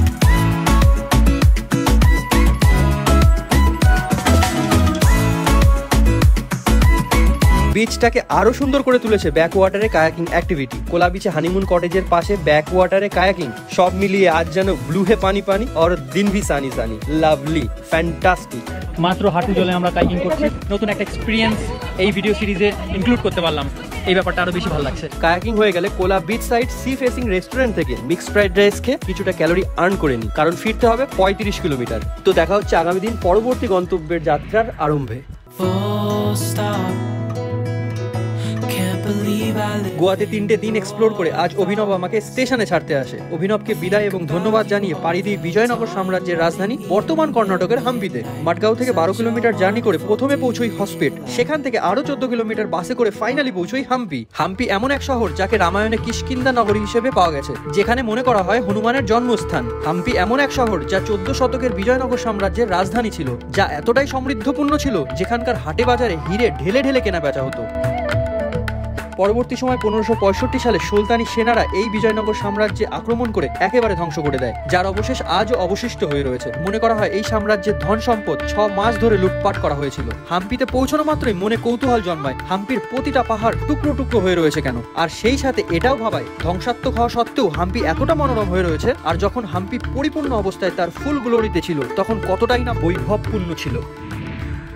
হাম্পি হলো পুরোটাই টুকরো টুকরো পাথরের পাহাড়ে বিস্তৃত এক অতুলনীয় মনোরম পরিবেশে আচ্ছন্ন এক গ্রাম। এখন গ্রাম হলেও একটা সময় পরাক্রমী বিজয়নগর সাম্রাজ্যের রাজধানী ছিল এই হাম্পি। যাই হোক, হাম্পিতে হিল টপগুলির মধ্যে মাতঙ্গা হিল হলো অন্যতম হিল, কিন্তু সেখানে পৌঁছানোটা ছিল লিটারালি অ্যাডভেঞ্চার। এপ্রিল মাসের গরমে পাহাড়ি জঙ্গলের মধ্যে দিয়ে একলা অচেনা রাস্তা দিয়ে যাওয়াটাই অ্যাডভেঞ্চারের মাত্রা কতখানি তা আমি জানি না। অ্যাডভেঞ্চার ওয়াটা ইউজ করলাম কারণ আগের দিন রাতে এখানকার লোকাল এক দাদার সাথে কথা বলতে বলতে বাইদি বাই জানতে পারি এই হাম্পিতে নাকি ওপেন দিয়ে চিতাবাঘ ঘুরে বেড়ায়, আর কয়েকজনকে নাকি ধরেও নিয়ে গেছে, যা শুনে আমার চক্ষু চরক গাছ। এই কারণে 1-2 রুমে ফিরে যাওয়ারও পরিকল্পনা করে ফেলি, বাট ওই দাদা কালকে এও বলেছিল 7-8 বছর আগে দেখা যেত এই চিতা, এখন আর দেখা যায় না। এই ভেবে আবার যাত্রা কন্টিনিউ করি, কিন্তু ভয় মন থেকে একেবারেই নির্মূল হয় না। সত্যি কয়েকবার সামান্য আওয়াজেও মারাত্মক গা কেঁপে উঠেছিল আজ। মনের ভয় একেবারে নির্মূল হলো তো তখন, যখন প্রায় 40 মিনিট বাদে এই 2 ভাইকে দেখতে পাই। দেন বাকিরা একসাথেই ওপরে যাই। ওপরে সেমন কিছুই ছিল না, কিন্তু ছিল হাম্পির এই মনোরম বিরল পরিবেশ। 3 জনে বসে বেশ কিছু সময় মাতঙ্গা হিলের টপে সানসেট এনজয় করি। শেষে একটা কথাই বলবো, এই 2 ভাইকে আমার কাছে নিয়তেই পাঠিয়েছিল। আজ যাব অঞ্জনাদ্রি হিল। এই অঞ্জনাদ্রি হিলের ইন্টারেস্টিং একটা ফ্যাক্ট আছে, যা আমি সেখানে গিয়েই বলি। পৌঁছানোর জন্য প্রথমে পার করতে হবে তুঙ্গভদ্রা নদী। নদী পার করে স্কুটি নিয়ে হাম্পির প্রাকৃতিক সৌন্দর্যতা উপভোগ করতে করতে চলে আসি অঞ্জনাদ্রি হিলের সামনে। পৌঁছানো মাত্রই একটা চ্যালেঞ্জের সম্মুখীন হতে হয়। অঞ্জনাদ্রি টপে পৌঁছানোর জন্য 590টা সিঁড়ি জয় করতে হবে। এখন পৌঁছতে কষ্ট একটু হবে, কিন্তু কিছু সময় বসে রেস্ট নিয়ে নিলে এনার্জি অটোমেটিকলি চলে আসবে, কারণ টপে পৌঁছানোর জন্য মনে রয়েছে ভরপুর এক্সাইটমেন্ট। এই অঞ্জনাদ্রি হিলে পৌঁছানোর জন্য 590টা সিঁড়ি পার করতে হবে, তারপরে গিয়ে মন্দির। অলমোস্ট হাফ চলে এসেছি। ও বলা হয়নি না এই অঞ্জনাদ্রি হিলের ব্যাপারে, কেন এতটা গুরুত্বপূর্ণ আমার কাছে? মনে করা হয় এই অঞ্জনাদ্রির হিলেই ভগবান হনুমানের জন্ম হয়েছিল। রামায়ণে হনুমানের জন্মস্থান হলো এই অঞ্জনাদ্রি হিল। টপে পৌঁছানোর রাস্তা লিটারেলি ভয়ঙ্কর, ঠিক যতটা ওপর থেকে পুরো গ্রামের ওভারভিউ এর দৃশ্য। আমার শরীরে গুজবাম আসে তো তখন যখন ওপরের এই মন্দিরে ভাসমান পাথর দেখতে পাই। হাম্পিতে আসলাম আর হাম্পির ফেমাস কোরাকেল রাইড অ্যাভয়েড করে ফেলবো তা কি করে হয়? তাই আজ চলে আসি সানাপুরা লেক। এই লেকে পৌঁছতে পথে কয়েক মিনিট ট্রাফিক ফেস করতে হয়, কারণ সেখানে পৌঁছানোর জন্য রাস্তা মাত্র এই একটা, তাও আবার খুবই সরু। যাই হোক, এই ভিডিও সিরিজে বহুদিন বাদে আবার বার্গেনিং স্কিল প্রয়োগ করতে হলো আজ, না হলে 10 মিনিটের রাইডের জন্য 600 টাকা দিতে হতো। আর আমার বার্গেনিং স্কিল তো তোমরা জানোই, 200 টাকার 1 টাকা বেশি দেয়নি। এমনই ইনফরমেশন ছিল এই সানাপুরা লেকে নাকি কুমিরের বাস, কিন্তু এই কোরাকেল মাঝি আশ্বস্ত করে there is no crocodile in this lake. যা শুনে টেনশন ফ্রি এই কোরাকেল রাইড এনজয় করি রাউন্ড অ্যান্ড রাউন্ড। দেন আজ আর সেমন কিছু এক্সপ্লোর করিনি, জাস্ট হাম্পির প্রাকৃতিক সৌন্দর্যতা উপভোগ করি, কারণ এটাই তো আমার আধ্যাত্মিক শক্তি আরোহণ করার একমাত্র ক্ষেত্র। আর হ্যাঁ, হাম্পিতে বিরূপাক্ষা টেম্পলের পাশেই হোমস্টে করি, সে কারণে আসতে যেতে লর্ড শিবাকে ডেডিকেটেড এই মন্দির দর্শন হয়ে যাচ্ছে, তাই আলাদা করে প্রফেশনালি ভিডিও করা হয়ে ওঠেনি। আজ হাম্পিতে আমার 4র্থ দিন, আর গতকাল ঘুরতে ঘুরতে পরিচয় হয়েছিল বিনয়ের সাথে। কর্ণাটক স্টেটেরই নর্থ সাইডে বাড়ি, সেও সোলো ট্রাভেল করছে। সত্যি এই ট্রাভেলে না বেরোলে ইন্ডিয়ার এক এক প্রান্তের এই অচেনা মানুষের সাথে বন্ধুত্ব বা পরিচয় কোনোদিন হতোই না। তো আজ আমরা একসাথে হাম্পি এক্সপ্লোর করি, আর তার জন্য হায়ার করি এই 2 হুইলার টিভিএস। প্রথমে চলে আসি কুইন্স বাথ। এখানেই বিজয়নগর সাম্রাজ্যের রানী মহারানীরা স্নান করতো। বেসিক্যালি মধ্যযুগের মডার্ন সুইমিং পুল বলা যেতে পারে, যা ম্যাক্সিমাম ধ্বংসাত্মক হলেও যতটুকুনি অবশিষ্ট রয়েছে তা দেখবার মতো। তো এখান থেকে বেরিয়ে এই এপ্রিলের গরমে, তাও আবার সাউথ ইন্ডিয়া, ডাব দেখে একেবারেই ইগনোর করতে পারলাম না। দুজনে দুটো ডাব খেয়ে সোজা চলে আসি শ্রী মাল্যবন্ত রঘুনাথ টেম্পল। আর এই মন্দিরের নাম দক্ষিণ ভারতের অ্যাকসেন্টে বেশি ভালো লাগছে, শ্রী মাল্যবন্ত রঘুনাথ টেম্পল। যাই হোক, আর এই টেম্পলের মেইন ইন্টারেস্টিং ব্যাপারটা হলো, যেটা আমাকে এখানে টেনে এনেছে, সেটা হলো 14 বছর ধরে দিন রাত 24 ঘন্টা এই টেম্পলে তুলসীদাস রচিত রামায়ণ পাঠ হয়েই চলেছে। এর পিছনে রিজন কি তা এখনো জেনে উঠতে পারিনি। এই টেম্পলের কোনো এক পুরোহিতের কাছে জিজ্ঞেস করবো, কিন্তু এখানকার এক পুরোহিতের কাছে জিজ্ঞেস করাতে প্রপার উত্তর মেলেনি। কেউ যদি জেনে থাকো তবে কমেন্টে অবশ্যই জানিও। আজ রুম চেক আউট করে স্টোর রুমে ব্যাগ রেখে বিনয় আর আমি একসাথে হাম্পি এক্সপ্লোর করার সিদ্ধান্ত নিয়ে চলে আসি শ্রী বিজয় ভিতলা টেম্পল। বিজয়নগর সাম্রাজ্য ইতিহাসের পাতায় এক পরাক্রমশালী রাজ্য, তাতে কোনো মতভেদ নেই। আর এই শ্রী বিজয় ভিতলা টেম্পল আমাদের পরিচয় করায় বিজয়নগর ডাইনেস্টির এক্সিলেন্ট ইঞ্জিনিয়ারিং আর্কিটেকচারাল মার্ভেলের সাথে। মন্দিরের মেইন পিলারের ছোট ছোট পিলার থেকে সিঙ্গিং ইনস্ট্রুমেন্টাল আলাদা আলাদা ধ্বনি শোনা যায়, যা আজও ডিসকভার করা সম্ভব হয়নি কি প্রযুক্তি প্রয়োগ করে এই মন্দির নির্মাণ করা হয়েছিল, যা আজও মিস্ট্রি। এই মন্দিরের মেন আকর্ষণ স্টোন চ্যারিয়েট, পাথরের তৈরি রথ। তৈরি করা হয়েছিল লর্ড বিষ্ণুর রথকে ডেডিকেটেড করে, যা বর্তমান ভারতীয় 50 টাকার নোটে স্থান পেয়েছে। শ্রী বিজয় ভিতলা টেম্পলের সাথে আমাদের হাম্পি এক্সপ্লোরেশন হয় কমপ্লিট। এবার সমস্যাটা হলো পরবর্তী গন্তব্যে যাওয়ার জন্য বাস হলো রাতে, আর সকালেই রুম চেক আউট করে বেরোই। এবার করতে হবে টাইম পাস, কিন্তু এই টাইম পাসটা হয়েছে খুবই ফ্রুটফুল হাম্পির এক রুইন্ড মন্দিরে। বিনয় তার কানাডা অ্যাকসেন্টে হিন্দি, আর আমি বাঙালি অ্যাকসেন্টে হিন্দি, দুজনে ভাঙাচোরা হিন্দি ভাষা প্রয়োগ করে 2 থেকে 3 ঘন্টা জমিয়ে গল্প করি। এমন পরিবেশে অচেনা 2 ছেলের কনভারসেশন সারা জীবন স্মৃতি হয়ে থাকবে। দ্য গ্রেট বিজয়নগর ডাইনেস্টির ক্যাপিটাল কর্ণাটকের হাম্পিতে অসাধারণ 5টা দিন কাটিয়ে চলে আসি হাম্পি থেকে 14 কিলোমিটার হসপেট বাস আড্ডা। এখান থেকেই পরবর্তী গন্তব্যের বাস ছাড়বে রাত 10টায়, আর বিনয়ের বাস ছাড়বে 11টায়। তার জন্য এখানে এসেও 1-2 ঘন্টা ওয়েট করতে হয়। বিনয়কে বিদায় জানিয়ে ভোর 4টে পৌঁছই শিবমোগ্গা, কারণ এখান থেকে 10 কিলোমিটার আরো দক্ষিণে মাটুর ভিলেজে যাওয়ার জন্য এই শিবমোগ্গাতে স্টে করতে হবে, কারণ মাটুর ভিলেজে স্টে করার কোনো অপশন নেই। এই মাটুর ভিলেজকে কেন আমার এই ভিডিও সিরিজে ইনক্লুড করেছি তা নয়, বলছি ওই গ্রামে পৌঁছেই তো আজ কিছু ড্রাই ফ্রুট সংগ্রহ করতে হবে, কারণ ব্যাগে ড্রাই ফ্রুট শেষের দিকে, তার উপর যদি ডিসকাউন্টের সন্ধান পাওয়া যায় তাতে আমি আর আপত্তি জানাইনি। সুযোগের সদ্ব্যবহারটা এক্ষেত্রে করতে পেরেছি। তো দেখা হচ্ছে আগামী দিন ওই মাটুর গ্রামে। সকাল সকাল অটো রিজার্ভ করে চলে আসি মাটুর ভিলেজ। এই মাটুর ভিলেজের বিশেষত্ব হলো পুরো ভারতবর্ষে একমাত্র এটাই হলো সেই গ্রাম যে গ্রামের বাচ্চা থেকে বুড়ো প্রত্যেকে কমিউনিকেশনের জন্য কেবলমাত্র সংস্কৃত ভাষার প্রয়োগ করে। তাই এই গ্রামটাকে বলা হয় the last Sanskrit speaking village. গ্রামের মানুষজনের বেশভূষা দেখে কিংবা সংস্কৃত ভাষায় কথা বলে বলে এই গ্রামের লোকেরা যে ব্যাকডেটেড তা ভাবলে একেবারেই ভুল হবে। বর্তমান যুগের সাথে তাল মিলিয়ে এই গ্রাম সংস্কৃত ভাষাকে মাথার মুকুট করে রেখেছে। তুঙ্গা নদীর পাশে অবস্থিত এই মাটুর ভিলেজে এসে নিজেকে খুবই আইসোলেটেড ফিল হচ্ছে, আর সেই সাথে পৌরাণিক তো বটেই। আর এখানেই রয়েছে 1 মাসের মধ্যে সংস্কৃত ভাষা শেখার এক অপরচুনিটি, তাও আবার বিনামূল্যে। শর্ত কেবল একটাই, পুরো 1টা মাস থাকতে হবে এই গ্রামে, আর প্রতিনিয়ত সংস্কৃত ভাষায় কথা বলার চেষ্টা করতে হবে প্রথম দিন থেকেই। শিবামোগ্গাতে এসেছিলাম শুধুমাত্র এই সংস্কৃত স্পিকিং ভিলেজ এক্সপ্লোর করার জন্য এবং এই গ্রামের কারুর সাথে এই সংস্কৃত ভাষার ব্যাপারে কিছু কথা বলার জন্য, কিন্তু কথা বলা আর হয়ে ওঠেনি, জানি না কেন। কিন্তু যেদিন জেনেছিলাম এই গ্রামের বাচ্চা থেকে বুড়ো প্রত্যেকে বেদশাস্ত্র উপনিষদ অধ্যয়ন করে, তাও আবার সংস্কৃত ভাষায়, এবং একে অপরের সাথে কমিউনিকেশনের জন্য সংস্কৃত ভাষারই প্রয়োগ করে, সেদিন থেকে এই গ্রামে আসার বড় ইচ্ছে ছিল। ফাইনালি এই ইচ্ছে পূরণ হয়েই গেল মাই ড্রিমি ব্যাকপ্যাক ফর অ্যাডভেঞ্চার এই ভিডিও সিরিজের মাধ্যমে। তো দুটো দিন কর্ণাটকের শিবামোগ্গাতে থেকে মাটুর ভিলেজ এক্সপ্লোর করে চলে আসি সকাল সকাল মাইসুর। এই মাইসুরে আসার কারণ মাত্র একটা, মাইসুরের চামুন্ডি হিল এক্সপ্লোর করার জন্য। তো দেখা হচ্ছে আগামী দিন।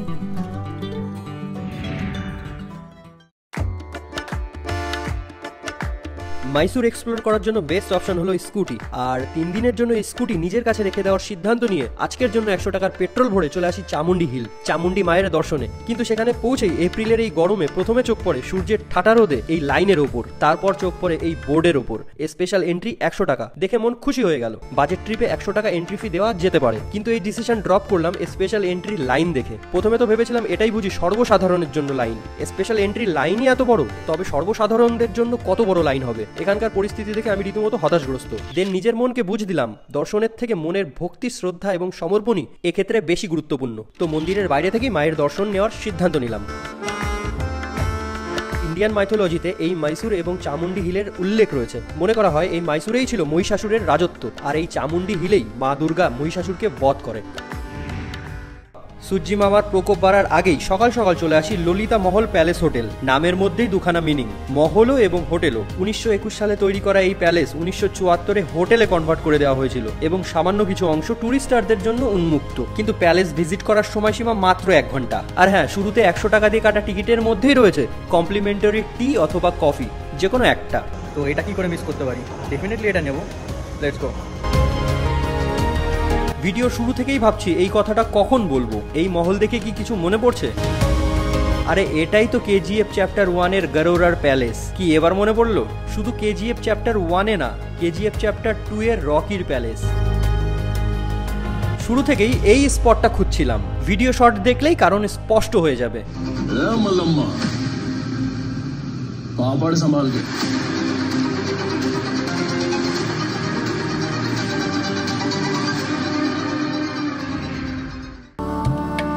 আজ দেখার পালা মাইসুর প্যালেস।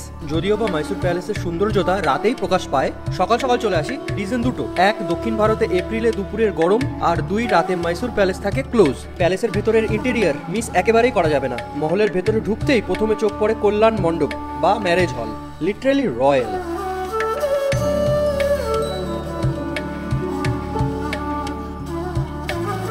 রাতে মাইসুর প্যালেসের সৌন্দর্যতা দেখার জন্য হাতে রয়েছে সময় অঢেল। সূর্যি মামা অস্ত যাওয়ার অপেক্ষা করতে হবে, তো এই ফাঁকে দুপুরের লাঞ্চটা সেরে নিই। দেন চলে আসি সেন্ট ফিলোমিনা চার্চ, ভারতের সব থেকে উঁচু চার্চ। চার্চের সামনে আসার পর থেকেই মনে হচ্ছে আমি বোধহয় রাশিয়া বা অন্য কোনো দেশের চার্চের সামনে দাঁড়িয়ে আছি। খুবই সুন্দর একটা চার্চ। এই ফিলোমিনা চার্চ দেখতে দেখতে মাইসুর প্যালেসের দিকে রওনা দেওয়ার সময় চলে আসে। প্যালেসের সামনে আসতেই আমার বাক রুদ্ধ হয়ে যায় প্যালেসের এই উজ্জ্বলতা দেখে। 97,000টা বাল্ব প্রতিটা রাতে মহলটিকে আলোয় রাঙিয়ে তোলে, যা দেখে আমি রীতিমতো সারপ্রাইজড। মাইসুর পুরো এক্সপ্লোর করার জন্য সময়ের প্রয়োজন ম্যাক্সিমাম 2 দিন, আর এপ্রিলের গরমে মাইসুর এক্সপ্লোর করতে আমার সময় লেগেছে 4টে দিন। মাইসুর এক্সপ্লোর করে আজ 4র্থ দিন পাড়ি দেওয়ার পালা পরবর্তী গন্তব্যে। কিন্তু তার আগে একটা কাজ বাকি। মাইসুর আসলাম আর এখানকার বিখ্যাত মাইসুরি পাক বাড়ির জন্য নিতে কি করে ভুলি। বাড়ির জন্য মাইসুর পাক কিনে স্কুটি রিটার্ন দিয়ে একবারে রাতের খাবার খেয়ে রাতেই পাড়ি দিই 205 কিলোমিটার আরো দক্ষিণে তামিলনাড়ুর কোয়েম্বাটুর। এখানে আসতেই যেটা প্রথমে বুঝলাম, কোয়েম্বাটুরের টেম্পারেচার আরো কয়েক ডিগ্রি ঊর্ধ্বগামী। এই গরমে বহু কষ্টে মনের ভাব ভাষার থেকে বডি ল্যাঙ্গুয়েজ বেশি প্রয়োগ করে ফাইনালি এই ডরমিটরিতে চেক ইন করি। দেন লন্ড্রি থেকে এই শার্টটা আয়রন করে নিই, কারণ আগামী দিন যাব খুব সুন্দর একটা জায়গায়। এই গরমে আজ আর কিছুই এক্সপ্লোর করছি না। কোয়েম্বাটুরে এসে আরেকটা ইন্টারেস্টিং জিনিস দেখলাম, এখানকার প্রতিটা রেস্টুরেন্ট ডাইরেক্ট কলা পাতায় খাবার সার্ভ করে, কোনো থালা বা প্লেট ব্যবহারই করে না, হুইচ ইজ খুবই সুন্দর। আজ বাসে করে সকাল সকাল রওনা দিই কোয়েম্বাটুর থেকে মাত্র 30 কিলোমিটার ঈশা ইয়োগ সেন্টার। আর এখানেই রয়েছে আদি যোগী স্ট্যাচু। আদি যোগী স্ট্যাচু দেখার আগে ঈশা ইয়োগ সেন্টারের ভেতরটা ঘুরে আসা যাক। এটা মেন গেট। এই গেটের ভেতরের কিছুই দেখাতে পারবো না, কারণ ভেতরে যাওয়ার আগে ক্যামেরা ফোন ডিপোজিট করতে হবে। এই ঈশা ইয়োগ সেন্টারটা হলো একটা নন প্রফিট স্পিরিচুয়াল অর্গানাইজেশন, যা 1992 সালে সদ্গুরুর দ্বারা প্রতিষ্ঠিত হয়েছিল। ভেতরে রয়েছে সূর্যকুণ্ড, চন্দ্রকুণ্ড, ধ্যানলিঙ্গা, লিঙ্গা ভৈরবী এবং একটা বিশাল আকারের নন্দীর স্ট্যাচু। আরও যা রয়েছে তা হলো আধ্যাত্মিক এক মানসিক শান্তি। সূর্যকুণ্ড হলো পুরুষদের স্নানের স্থান। সেখানে নামার আগে প্রথমে তোমাকে স্নান করতে হবে, তারপর নামতে দেবে। জল খুবই ঠান্ডা। আর চন্দ্রকুণ্ড হলো মহিলা বা মেয়েদের স্নানের স্থান। দেন ধ্যানলিঙ্গা, যেখানে রয়েছে বিশাল আকারের শিবলিঙ্গ, মেডিটেশন করার জন্য এক সুইটেবল প্লেস। আর রয়েছে লিঙ্গা ভৈরবী মন্দির। ভেতরে স্নান করে মেডিটেশন করে চারিদিকে ঘুরে দেখতে দেখতে সূর্যি মামা যায় অস্তগামী। আর বাইরে বেরিয়ে এসে যা দেখলাম তা হলো আমার জীবনের এক সেরা অভাবনীয় sound and light show. Just mesmerising. আজকের দিনটা খুবই গ্রেট কাটলো। আর হ্যাঁ, ভেতর থেকে এই আংটিটা কিনি, খুবই সুন্দর। ঈশা ইয়োগ সেন্টারে আদি যোগী স্ট্যাচুর ওপর অভাবনীয়, অতুলনীয়, আনবিলিভেবল এই লাইট অ্যান্ড সাউন্ড শো দেখে আমি লিটারেলি অ্যাস্টোনিশড। কোয়েম্বাটুরকে আমার এই ভিডিও সিরিজে ইনক্লুড করেছিলাম শুধুমাত্র এই ঈশা ইয়োগা সেন্টার এবং আদি যোগী স্ট্যাচু দেখবার জন্য, যা দেখে মনের ভেতরে এক আধ্যাত্মিক এনার্জি সংগ্রহ করে আজ রাতেই পাড়ি দিই কোয়েম্বাটুর জাংশন থেকে 350 কিলোমিটার দক্ষিণে কেরালার তিরুবনন্তপুরম। এই তিরুবনন্তপুরমে আসা মাত্রই প্রথমে যা ফিল করতে পারি তা হলো শহরের অলিতে গলিতে ম্যানারেবল ভাইব। নম্রভদ্র এক শহর হলেও কেউই হিন্দি ভাষা বোঝে না, তাই কথা বলা ইগনোর করতে প্রথমেই স্কুটি খুঁজতে বেরিয়ে পড়ি, কারণ অটোওয়ালা বা বাসওয়ালাকে আমি কোনোভাবেই বোঝাতে পারবো না আমি কোথায় যাব কি না যাব। তো সেন্সেবল অপশন হলো স্কুটি রেন্ট। স্কুটি খুঁজতে বেরিয়েই প্রথমেই পড়ি বিপদে, যা প্রথম থেকেই আশঙ্কা করছিলাম। স্কুটির জন্য আধা ঘন্টা ধরে ঘুরছি, কেউ হিন্দি বোঝে না। হায় রে ভগবান, ইন্ডিয়াতে থাকি হিন্দি কেউ বোঝে না। আরও আধা ঘন্টা পরে ফাইনালি রয়্যাল ব্রাদার্সের সন্ধান পেলাম। আজ আর স্কুটি রেন্ট নিইনি, কারণ অলরেডি ঘড়িতে 6টা বাজে। এখন নেওয়া মানে বেফালতু আজকের জন্য টাকা গুনতে হবে। একবারে আগামী দিন সকাল সকাল এসে স্কুটি নিয়ে নেবো। তো দেখা হচ্ছে আগামী দিন। তিরুবনন্তপুরম থেকে পাক্কা 50 কিলোমিটার স্কুটি ড্রাইভ করে চলে আসি এখানে জটায়ু আর্ট সেন্টার। সেখানে পৌঁছানোর জন্য এবার চাপতে হবে রোপওয়েতে। এই ফ্যান্টাস্টিক রোপওয়ের রাইড নিয়ে ফাইনালি পৌঁছই জটায়ু রকের একদম সামনে। এটা হলো ওয়ার্ল্ড লার্জেস্ট বার্ড স্কাল্পচার, যার দুটো ডানার মধ্যে একটা ডানাকে মিসিং দেখানো হয়েছে। কারণ মনে করা হয় যখন রাবণ সীতাকে হরণ করে লঙ্কায় নিয়ে যাচ্ছিল, তখন জটায়ু নামের এক পাখি তার সর্বস্ব শক্তি দিয়ে সীতাকে প্রোটেক্ট করার চেষ্টা করে। কিন্তু আনফর্চুনেটলি রাবণের দ্বারা জটায়ুর একটা ডানা কেটে গেলে ঠিক এই পাহাড়ের ওপর জটায়ু আহত হয়ে এসে পড়ে। ততক্ষণ পর্যন্ত জটায়ু তার প্রাণ ত্যাগ করেনি যতক্ষণ না পর্যন্ত রামকে রাবণের ডিরেকশন বলে। তাই এই পাহাড়ের ওপরেই ওমেন সেফটিকে ডেডিকেট করে বিশাল আকারের জটায়ু পাখির স্ট্যাচু তৈরি করা হয়েছে, যা লিটারেলি অ্যামেজিং।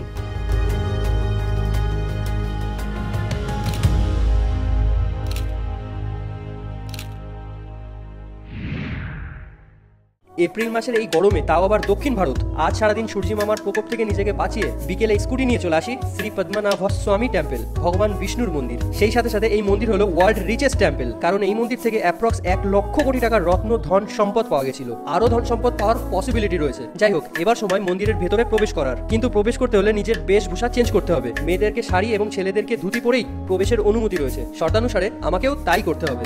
গায়ের রং তো আগে থেকেই ছিল, ধুতি পরার পর নিজেই নিজেকে চিনবার কায়দা নেই আমি বাইরে না সাউথ ইন্ডিয়ান। যাই হোক, ফাইনালি এবার মন্দিরের ভেতরে যাবার পালা। সমস্যা শুধুমাত্র একটাই, ক্যামেরা ফোন নট অ্যালাউড। এই বৈভবপূর্ণ মন্দির দেখবার জন্য স্বয়ং আসতে হবে।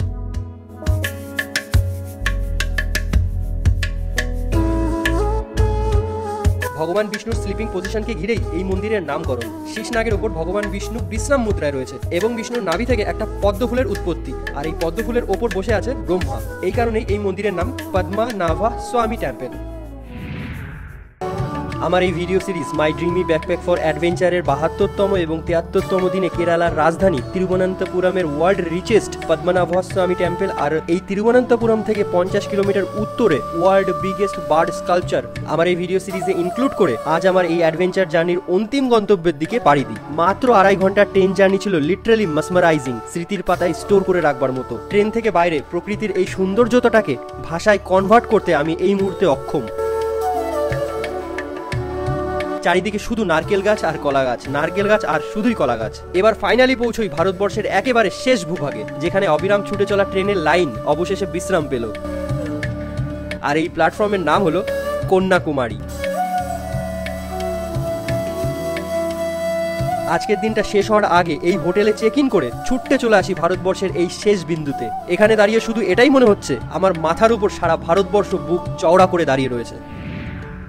আমার এই ভিডিও সিরিজে কাশী থেকে সূর্যোদয় দেখেছি, তাজমহল থেকে সূর্যোদয় দেখেছি, মহেশ্বর থেকে সূর্যোদয় দেখেছি। আজ সূর্যোদয় দেখবার পালা ভারতবর্ষের শেষ বিন্দু কন্যাকুমারী থেকে। তাই হোটেল থেকে বেরিয়ে পড়ি ভোর 5:40-এ। খুব ব্যস্ততার মধ্যে রয়েছি, কারণ এখন বাজে 5:45। তাড়াতাড়ি যেতে হচ্ছে, কারণ এদিকে আকাশের কালার অরেঞ্জ হয়ে এসছে। আর সেখানে পৌঁছতেই যা বুঝলাম, আরে বাপরে, প্রচণ্ড ভিড় তো দেখছি। সানরাইজের ডিমান্ড আছে এখানে। এই ভিড় ভেদ করে নিলিবিলি একটা জায়গা বেছে নিলাম এই অসাধারণ সানরাইজ উপভোগ করার জন্য। ভারতবর্ষের শেষ ভূভাগের কিনারায় বসে সামনে সমুদ্র, আর ওই সমুদ্র থেকে নতুন আরেকটা দিনের সূচনার প্রমাণ ক্যামেরা বন্দি করে সোজা চলে আসি ইডলির কাছে। আর হ্যাঁ, আমি কি এখনো বলেছি যে সাউথে চায়ের ক্রেজ খুবই, যদিও বা 18 দিন আগেই শনাক্ত করতে পেরেছিলাম যেদিন কর্ণাটকের হাম্পিতে পৌঁছই, সেদিন থেকেই।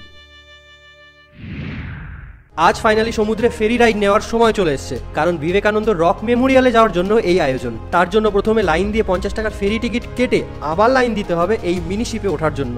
লাইফ জ্যাকেট নিয়ে শিপে চলে আসি এই Swami Vivekananda rock Memorial. Rock মেমোরিয়ালে ঢোকার আগে প্রত্যেককে তাদের পাদুকা জোড়া এখানে খুলতে হবে, আর আমার কাছে কেবলমাত্র এই এক জোড়া পাদুকাই সম্বল, তো এই ট্রিকটা ম্যান্ডেটরি। যাই হোক, মন্দিরে যাওয়ার পথে ইন্ডিকেশন থাকা সত্ত্বেও মাতুব্বরি করে অন্য লাইনে গেলেই পায়ে ছ্যাঁক লাগলে কর্তৃপক্ষ একদমই দায়ী নয়। কথিত রয়েছে এখানেই স্বামী বিবেকানন্দ এনলাইটেনমেন্ট অর্জন করে, সে কারণে আমি 2 দিন আগে পর্যন্ত জানতাম এখানকার এই স্ট্যাচু স্বয়ং স্বামী বিবেকানন্দের, কিন্তু এখন তো দেখছি এটা অন্য কারোর স্ট্যাচু। My whole life was a lie. যাই হোক, ইনি হলেন থিরুভাল্লুভার, একজন বিখ্যাত তামিল পোয়েট। কিন্তু আমি যে এসেছি চারিদিকের এই নীল সমুদ্রের মাঝে কিছু সময় মেডিটেশন করতে, আর এটা হলো স্বামী বিবেকানন্দ রক মেমোরিয়ালের মেডিটেশন হল, যা খুবই শান্তিপূর্ণ, লিটারেলি। কোথাও শুনেছিলাম বা পড়েছিলাম, জীবনে এমন কোনো কাজ করো যে কাজের সম্পূর্ণতা তোমাকে প্রাউড ফিল করাবে, আর আজ আমার মনের অবস্থা ঠিক এই রকমই। মাই ড্রিমি ব্যাকপ্যাক ফর অ্যাডভেঞ্চার নামকে সাহারা করে ঝাঁপ দিয়েছিলাম ভারতবর্ষের বিশাল জনসমুদ্রে, মাত্র 30 দিনের টার্গেট নিয়ে। তাই আগামী দিন থেকে শুরু করছি একটা video series called my dreamy backpack for adventure, যার কোনো ডেডলাইন রাখিনি এখনো পর্যন্ত। It will last for at least 30 days, where I will travel all across India. কিন্তু এই 30টা দিন কিভাবে 77তম দিনে পরিণত হয়ে গেল তা আমার এই ট্রাভেলের ব্যস্ততায় ঠান্ডা মাথায় ভাববার সময় বার করা হয়ে ওঠেনি। কিন্তু আজ এই ভেবে শরীরে গুজবাম আসছে যে এই জনসমুদ্রে নিজের কাজকে হেসে খেলে সমস্যার সম্মুখীন হয়ে 77তম দিনে আসতে পেরেছি। আচ্ছা, কন্যাকুমারীতে আমার এই ভিডিও সিরিজ সম্পূর্ণ না করে 2 দিনের একটা বোনাস ট্রিপ অ্যাড করলে কেমন হয়? তাতে মাই ড্রিমি ব্যাকপ্যাক ফর অ্যাডভেঞ্চার এই ভিডিও সিরিজ 80তম দিনের পরিচিতি পেলেও পেতে পারে। তাই আজ চলে আসি মাদুরাই, কারণ ডিরেক্ট রামেশ্বরম যাওয়ার ট্রেন লাইন আন্ডার কনস্ট্রাকশন। তো আগামী দিন দেখা হচ্ছে শ্রী রামের তৈরি রাম সেতুর সামনে। মাদুরাই থেকে ডিরেক্ট রামেশ্বরমে যাওয়ার ট্রেন লাইনে ডেভেলপমেন্টের কাজ হওয়ার কারণে সকাল সকাল প্রথমে আসি 150 কিলোমিটার অতিক্রম করে রামনাথাপুরম, দেন সেখান থেকে 55 কিলোমিটার বাসে করে পৌঁছই রামেশ্বরম। এখানেই শেষ নয়, রামেশ্বরম থেকে এবার 11 কিলোমিটার যাত্রা শুরু করি অটোয় করে রাম সেতুর উদ্দেশ্যে। আর সেখানে যাওয়ার রাস্তা ছিল লিটারেলি স্বপ্নের ন্যায় মার্ভেলাস। রাস্তার একদিকে বে অফ বেঙ্গল অর্থাৎ বঙ্গোপসাগর, আর অন্য সাইডে ইন্ডিয়ান ওশান অর্থাৎ ভারত মহাসাগর। প্রকৃতির এই অপার বৈচিত্র্যময় সৌন্দর্যতা উপভোগ করতে করতে ফাইনালি পৌঁছই ধনুষকোটি। একটা সময় এই ধনুষকোটি খুবই মনোরম পর্যটক কেন্দ্র থাকলেও 1964-তে এক বিশাল ভয়াবহ সাইক্লোন এই গ্রামকে একেবারে ধ্বংসস্তূপে পরিণত করে দেয়। ধনুষকোটি নামটা প্রত্যক্ষভাবে রামায়ণের সাথে যুক্ত। লঙ্কা যুদ্ধে বানর সেনাদের বিজয় প্রাপ্তির পর বিভীষণ রামকে রাম সেতু ডিস্ট্রয় করে দেওয়ার রিকোয়েস্ট করাতে রাম তার ধনুক দিয়ে এই সেতু নষ্ট করে দেয়, তাই এখানকার নাম হয় ধনুষকোটি। আর এটা হলো সেই জায়গা যেখানে বানর সেনা নিয়ে শ্রী রাম এক সেতু নির্মাণ করে called Ram Setu to rescue his wife Sita. Now we can say this is the ultimate symbol of love. Literally nostalgic feel হচ্ছে। বাঙালি বাবুর এই ভিডিও সিরিজের অন্তিম গন্তব্য তামিলনাড়ুর ধনুষকোটির রাম সেতুতে কিছু সময় কাটানো প্রাউডফুল মেমোরি ক্যামেরাবন্দি করে যথাক্রমে ফিরে আসি মাদুরাই। একবারে রাতের খাবার খেয়ে রাতেই মাদুরাই জাংশন থেকে ট্রেন ধরি চেন্নাইয়ের উদ্দেশ্যে। ট্রেনের পরিস্থিতি দেখে বোধহয় আলাদা করে কিছু বলার দরকার নেই। আমার এই রাতের জার্নি কতখানি বেদনাদায়ক হতে চলেছে। সারা রাতে খুব বেশি হলে মাত্র 30 মিনিট ঘুমিয়ে কোনো রকমে পৌঁছই চেন্নাই। শালিমারগামী করমণ্ডল এক্সপ্রেস ছাড়বে 7 AM, হাতে সময় মাত্র 10 মিনিট। দৌড়ে ট্রেনের সামনে পৌঁছতেই সম্মুখীন হতে হয় আরেক সমস্যার সাথে। একেই তৎকাল টিকিট কনফার্ম হয়নি, তার উপর স্লিপারে এই ভিড়। এই পরিস্থিতিতে সিদ্ধান্ত নিই আজ তৎকাল টিকিট কনফার্ম করে নেক্সট ডে ফিরবো। ফলস্বরূপ অগত্যা আজ চেন্নাইতেই থেকে যেতে হয়। আর হ্যাঁ, চেন্নাই শহরটা দেখে খুবই ডেভেলপ মনে হচ্ছে। যাই হোক, দেখা হচ্ছে আগামী দিন। আজ সব থেকে বড় সমস্যাটা হলো আজকেও তৎকাল টিকিট কনফার্ম হয়নি। এদিকে বাড়ি ফেরার এক্সাইটমেন্ট ক্রমশই মনে চওড়া হয়ে উঠছে। তো ডিসিশন নিলাম টিটির সাথে কথা বলে আজই রওনা দেবো এনি হাউ।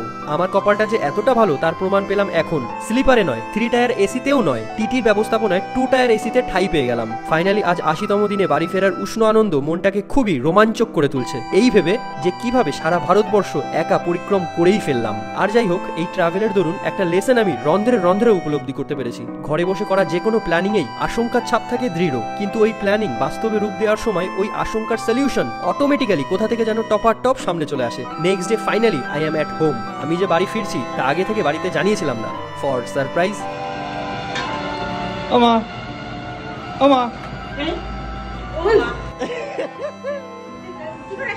তো দেখা হচ্ছে আগামী দিন এই ভিডিও সিরিজের অন্তিম কনক্লুশন ভিডিওতে। Finally I am at home after 80 days. ছেলের খুশি দেখছো?